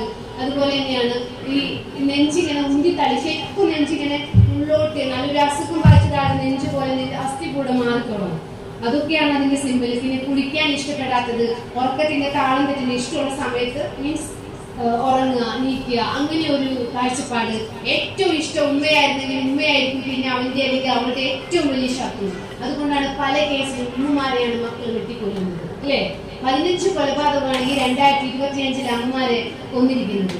അതിന് കാരണം അവരുടെ മനസ്സിലെ സൈക്കോളജി നെക്സ്റ്റ് ലെവലാവുമ്പോൾ ഏറ്റവും ഇഷ്ടപ്പെട്ട ആളാണ് ക്രൂരമായിട്ട് കൊല്ലുന്നത്. അപ്പോ ഇങ്ങനെ അതിനോരോ സ്റ്റെപ്പുകളൊക്കെ ഉണ്ട്, അതൊന്നും ഞാൻ പറയുന്നില്ല. ഈ സിംബൽസ് കണ്ടു കഴിഞ്ഞാൽ അറ്റ്ലീസ്റ്റ് വേണ്ട കൗമാരത്തിക്കാവുമ്പോൾ ചിലപ്പോൾ ഈ സിംബൽസ് ഒക്കെ കാണിക്കാം. എന്നാലും അവരൊരു കൗൺസിലിംഗ് നിങ്ങൾ വിധേയരാക്കുക. അപ്പോൾ നമുക്ക് ജീവിതത്തിലോട്ട് തിരിച്ചു കൊണ്ടുവരാൻ പറ്റും, 100% പറ്റും. സ്നേഹത്തോടെ നിങ്ങൾ കൂടെ നിന്ന് കഴിഞ്ഞാൽ ഇഷ്ടം പോലെ പേര് നമ്മൾ ജീവിതത്തിലോട്ട് തിരിച്ചു കൊണ്ടുവന്നിട്ടുണ്ട്. അതിന് പറ്റും. പക്ഷെ നമ്മുടെ സപ്പോർട്ട് വേണം, സ്നേഹം വേണം. ഉപദേശിച്ചിട്ട് ഒരിക്കലും ഒരു ലഹരിയിൽ നിർത്താൻ കഴിയില്ല. പ്രേമം എന്ന് അത് മനസ്സിലാക്കുക. ഒരു ലഹരി നിങ്ങൾ കട്ടൻ ചായ കുടിക്കരുതെന്ന് നല്ലതല്ല. നിങ്ങൾ ഉപദേശങ്ങൾ നിർത്തുവോ? നമുക്ക് ചായ നിർത്താൻ പറ്റുണ്ടോ? ഇല്ലല്ലോ. ഒരു തലവേദന ഇങ്ങനെ വരും കിട്ടിയിട്ടില്ലേ? അത് ഏറ്റവും 0% ലഹരിയാണ് കട്ടൻ ചായ. അപ്പോ ഇങ്ങനത്തെ ലഹരികളൊക്കെ ഉപദേശിച്ചിട്ടോ അല്ലെങ്കിൽ അങ്ങനെയാവും ഇങ്ങനെയാവും ഭീഷണിപ്പെടുത്തിയിട്ട് ഒന്നും നിർത്താൻ കഴിയില്ല. കറക്റ്റ് ട്രീറ്റ്മെന്റ് തന്നെ നിങ്ങൾ കൊടുക്കുക. നമ്മൾ പറഞ്ഞു വന്നത് കുടുംബത്തെ കുറിച്ചാണ്. അപ്പോ ഇനി 2 കാര്യം കൂടെ പറഞ്ഞിട്ട് നിർത്തുകയാണ്. നിങ്ങൾക്ക് കുട്ടികളായിട്ട് കിട്ടണമെങ്കിൽ 18 വയസ്സ് വരെ ഞാൻ പറഞ്ഞു മക്കളെ കളിക്കാൻ അനുവദിക്കുക. A+, B+, C+ വേണമെന്നില്ല. പക്ഷേ നേരത്തെ ഞാൻ പറഞ്ഞു സ്പോർട്സ് സ്പിരിറ്റ് ഇല്ല. കുട്ടികൾ കളിച്ചു വളരുന്നുണ്ടെങ്കിൽ ആ കുട്ടികളിൽ ലഹരി വരിക. ഏത് പ്രായമായിക്കോട്ടെ മക്കൾ കളിക്കുക. നമ്മളിങ്ങനെ പുറത്തേക്ക് ഇറങ്ങിയിട്ട് ഇങ്ങനെ നോക്കിയാൽ മതി. അപൂർവം വീടുകളിലെ കുട്ടികൾ കളിക്കുന്നുള്ളൂ. ശരിയല്ലേ? ശരിയാണോ അല്ലയോ? ആണ്. പക്ഷെ നമ്മൾ കൊടുക്കുന്ന ഫുഡ് എങ്ങനത്തെ ഫുഡാ? നിങ്ങൾ ആഴ്ചയിൽ ഒരു ദിവസം ചിക്കൻ മേടിക്കണ്ട ഉണ്ടോ ഇല്ലയോ? 3 ദിവസമൊക്കെ മേടിക്കണ്ടേ? ഇത്രയും നല്ല പ്രോട്ടീൻ ഫുഡ് കൊടുക്കുമ്പോ അവർക്ക് പുറത്തോട്ട് അതിന്റെ എനർജി കളയണ്ടേ? നിങ്ങൾ കോടി കളിച്ചിരുന്നില്ലേ? കമർത്ത് കളിച്ചിരുന്നില്ലേ? ആ ആരോഗ്യം നിങ്ങൾക്ക് ഉണ്ടായിരിക്കും. അതുകൊണ്ട് നമ്മുടെ മക്കൾക്ക് കളിക്കാൻ 2 മണിക്കൂർ നിങ്ങളുടെ മക്കള് 12 വയസ്സ് വരെ നന്നായിട്ട് ഓടി കളിക്കുന്നുണ്ട് നിങ്ങൾ ഉറപ്പ് വരുത്തിയിട്ടില്ലെങ്കിൽ അവർക്ക് ഫോണിനോടുള്ള അഡിക്ഷൻ കൂടി വരും. കാരണം അവർക്ക് ആ ഒരു എന്റർടൈൻമെന്റ് അത് മാത്രമായിരിക്കും. നിങ്ങളുടെ മക്കൾ ഫോൺ ഉപയോഗിക്കുന്നത് കൂടുതലാണെങ്കിലും നിങ്ങൾ ചെയ്യേണ്ട കാര്യം അവരെ കളിക്കാൻ കൊണ്ട് ചേർക്കുക. അത് പിന്നെ കളിക്കാൻ ഫ്രണ്ട്സ് ഇല്ലാന്നുണ്ടെങ്കിൽ ഒരു ഷട്ടിൽ കളിക്കോ കൊക്കോ എന്തെങ്കിലും ഒരു ഐറ്റംസിൽ മക്കളെ നിങ്ങൾ എന്ത് ചെയ്യുക? കൊണ്ട് ചേർക്കുക. അങ്ങനെ കളിക്കുന്ന ഒരു കുട്ടിയും ലഹരി തേടി പോയിട്ടില്ല എന്ന് മനസ്സിലാക്കുക. അപ്പോ 2 മണിക്കൂർ കുട്ടികളെ കളിപ്പിക്കൽ നിർബന്ധമാണ്. അങ്ങനെ കളിക്കുന്ന കുട്ടികളിലെ ക്രിമിനൽ വാസന കുറഞ്ഞിട്ടുണ്ട്. കാരണം കഴിഞ്ഞ ദിവസം പോലും ഇൻസ്റ്റാഗ്രാമിൽ മറ്റേ ഗ്രൂപ്പ് 9ാം ക്ലാസ്സിലെ കുട്ടികളുടെ താഴെ ഇൻസ്റ്റാഗ്രാമിൽ മെസ്സേജ് ഇട്ടെന്ന് പറഞ്ഞിട്ടാണ് കുട്ടികൾ ഗ്രൗണ്ടിൽ ഇറങ്ങി തല്ലിയത്. ഓണാഘോഷ പരിപാടി നടക്കുമ്പോൾ പോലീസ് ജീപ്പ് എത്താത്ത ഒരു സ്കൂൾ ഉണ്ടായിരുന്നില്ല. എന്റെ നിങ്ങളുടെ മക്കള് ആലോചിക്കണം, ക്രിമിനലുകൾക്കല്ല പോലീസ് കാവൽ നിൽക്കുന്നത്. 9ാം ക്ലാസ്സിലും 10ാം ക്ലാസ്സിലും പഠിക്കുന്ന കുട്ടികൾ ഓണാഘോഷം നടക്കുന്ന സ്കൂളുകളിൽ പോലീസ് പെട്രോളിംഗ് വേണമെന്ന് പറയുമ്പോൾ എവിടെ പോയി നിൽക്കുന്നു നമ്മുടെ മക്കളുടെ കൾച്ചർ എന്ന് ആലോചിക്കുക. 10ാം ക്ലാസ് പരീക്ഷ എഴുതിക്കുമ്പോൾ നമുക്ക് തലേ ദിവസേ നിർദ്ദേശം കിട്ടുകയാണ് പോലീസ് പെട്രോളിംഗ് ഉറപ്പുവരുത്തണം. 10ാം ക്ലാസ് നിങ്ങളൊക്കെ പരീക്ഷ എഴുതുന്നില്ലേ? അവിടെ പോലീസ് വണ്ടി വന്നിരുന്നോ? ഇല്ല. അത്രത്തോളം നമ്മുടെ മക്കളുടെ ക്രിമിനൽ മൈൻഡ്, ഒരാളെ തല്ലാനും ഒരാളെ ഇടിക്കാനും ഒരു ഉറപ്പുമില്ലാത്ത ഒരു യുവതലമുറ നമുക്ക് പിന്നിൽ വളരുന്നുണ്ട് എന്ന കാര്യം മറക്കാതിരിക്കുക. ശരിയാണോ അല്ലയോ? ആണ്. ഈ ഓണാഘോഷം കഴിഞ്ഞ് പെട്രോൾ കിട്ടിയാലേ നമ്മൾ സ്റ്റേഷനിൽ കൊണ്ടുപോയേ. എന്തേ കാരണം? അപ്പോ അതിനെല്ലാം കാരണം ഇത്രയുള്ളൂ. കുട്ടികൾ ക്ഷമ എന്ന് പറയുന്ന ഒരു സാധനം. ഒരു യൂത്ത് ഫെസ്റ്റിവൽ നടക്കുമ്പോ, കഴിഞ്ഞ തവണ യൂത്ത് ഫെസ്റ്റിവൽ എനിക്ക് ഡ്യൂട്ടിക്ക് ഉണ്ടായിരുന്നതാ. നമ്മളിങ്ങനെ നിൽക്കുകയാണ്. നമ്മുടെ മുന്നിൽ കൂടെ 2 ഗ്യാങ് നടന്നു പോകുമ്പോ, ഒരു സ്കൂൾ മറ്റേ സ്കൂളിൽ നടന്നു പോകുമ്പോ ഒരുത്തിന്റെ കൈ മറ്റേ കയ്യിൽ ഒന്ന് തട്ടിക്കഴിഞ്ഞപ്പോ അവരിങ്ങനെ തിരിഞ്ഞു നോക്കി. വേറെ യൂണിഫോം ആണ്. അവൻ പിടിച്ചു കഴുത്തിന്. അപ്പൊ ഇതിന് മറ്റൊരു പിടിച്ചു. എന്താടാ? അങ്ങോട്ടും ഇങ്ങോട്ടും ഉന്തി തള്ളിയായി. അറിയാതെ ഒന്ന് കൈത്തട്ടിയാൽ ഒരു സോറി പറഞ്ഞാൽ തീരുന്ന പ്രശ്നം 5 മിനിറ്റ് കൊണ്ട് അടിയായി മാറിയിട്ടുണ്ടെങ്കിൽ ഒരാളെ മുഖത്തിനിട്ട് ഇടിക്കാനും അതിന്റെ കൈ പിടിക്കാനും നമ്മുടെ മക്കൾക്ക് ഒരു പേടിയില്ല. എവിടുന്ന് കിട്ടിയ അവർക്ക് ഈ ധൈര്യം? അവർ കണ്ടു വളരുന്ന മൂവീസ്, അവർക്ക് ക്ഷമ എന്ന് പറയുന്നത് പണ്ട് കളിക്കളത്തിൽ നമുക്ക് ക്ഷമയും സഹനശക്തിയും കിട്ടിയത് കളിക്കുമ്പോഴാണ്. ശരിയല്ലേ? ആ കളിക്കളങ്ങൾ നഷ്ടമായത് കൊണ്ടാണ് ഇത്രയും കുട്ടികൾ ഒരാളെ തല്ലുവാനും കൊല്ലാനുള്ള ഒരു മെന്റാലിറ്റി ആയിട്ട് വരുന്നത്. 4ാം ക്ലാസ്സുകാരന്റെ കയ്യിൽ നിന്ന് പോലും സൈക്കിൾ ചങ്ങല കിട്ടുന്ന കാലമാണ്. അപ്പൊ അതുകൊണ്ട് മക്കളെ എന്തുകൊണ്ട് ഞങ്ങൾ കളിക്കാൻ പറയുന്നു എന്ന് ചോദിച്ചാൽ, അടുത്ത ഒരു ലോക്കപ്പിൽ ഒരുത്തന്റെ കയ്യോ കാലോ വെട്ടാൻ നിങ്ങളുടെ മക്കൾ മാറരുത് എന്നൊരൊറ്റ കാര്യമേ ഉള്ളൂ. നിങ്ങൾക്കറിയാം, വയനാട്ടിലെ 10ാം ക്ലാസ്സുകാരനെ കഴിഞ്ഞ വർഷമല്ലേ സഹപാഠികൾ ചേർന്ന് കൊന്നുകളഞ്ഞത് അല്ലേ? ഒരു മനുഷ്യജീവനാണ് പൊളിഞ്ഞത്. എന്തേ മക്കൾക്ക് കുറ്റബോധം തോന്നാതിരുന്നത്? അങ്ങനത്തെ നിങ്ങൾ വിചാരിക്കും നിങ്ങളുടെ മക്കൾക്ക് ഒരു ഇതുമില്ല. എല്ലാ സ്കൂളുകളിലും ഗ്യാങ്ങുകളുണ്ട്. ഇല്ല ഡിഗ്രിക്കാരാ? നിങ്ങളുടെ സ്കൂളിൽ ഗ്യാങ് ഇല്ലേ? എന്ത് ഓർക്കുന്ന തൊട്ടാ മറ്റൊരു തട്ടൂലേ? കാട്ടും, അത്രേ ഉള്ളൂ. അപ്പോ ഇങ്ങനത്തെ ഒരു സിസ്റ്റം നമ്മുടെ മുന്നിൽ വളരുന്നു എന്ന് മറക്കാതിരിക്കുക. അത് അവരുടെ മുന്നിൽ ക്ഷമയുണ്ടാവണമെങ്കിൽ, സഹനം ഉണ്ടാകണമെങ്കിൽ മക്കൾ പഠിക്കുന്നതിലേറെ ഇമ്പോർട്ടൻസ് കളികളിൽ കൊടുക്കണം. അല്ലെങ്കിൽ ഞാൻ പറഞ്ഞില്ലേ, സ്പോർട്സുമായിട്ട് ബന്ധപ്പെട്ട ഏതെങ്കിലും ഐറ്റംസിൽ നിങ്ങൾ കുട്ടികളെ ചേർക്കുക. അങ്ങനെയാണെങ്കിൽ സമൂഹത്തിൽ ഒരു നല്ല മാറ്റം ഉണ്ടാകും. അവിടെ വന്നിട്ട് പോലീസിന്റെ മുന്നിൽ വന്നിട്ട് എല്ലാവരെയും കരയും. എന്ത് സാറേ, എന്റെ മക്കളെ ഞാൻ എങ്ങനെ വളർത്തിയതാ, എങ്ങനെയോ വളർത്തിക്കോട്ടെ, പക്ഷെ വളർത്തുമ്പോ കുറച്ചു കാര്യം നമ്മള് ശ്രദ്ധിക്കണം. വേണ്ടേ? വേണം. 18 വയസ്സ് വരെ നിങ്ങളുടെ മകൻ ഒരു സെല്ലിനകത്ത് കിടക്കുന്നുണ്ടെങ്കിൽ 50-80% ഉത്തരവാദിത്തം നമ്മളിൽ തന്നെയാണ് എന്ന് എനിക്ക് ഒരു മടിയുമില്ല പറയാൻ. നിങ്ങളുടെ മക്കൾ അങ്ങനെ നടന്നു പോകുന്നുണ്ടെങ്കിൽ അതിന്റെ ഉത്തരവാദിത്തം ആ മക്കളിലല്ല, നിങ്ങളിലാണ് എന്ന് ഞാൻ പറയില്ലേ? ശരിയാണോ തെറ്റാണോ? ചെറുപ്രായത്തിൽ നിങ്ങളൊരു കുഞ്ഞ് ക്രിമിനലായി മാറിയിട്ടുണ്ടെങ്കിൽ അതിന്റെ കാരണം നിങ്ങളിൽ തന്നെയാണ്.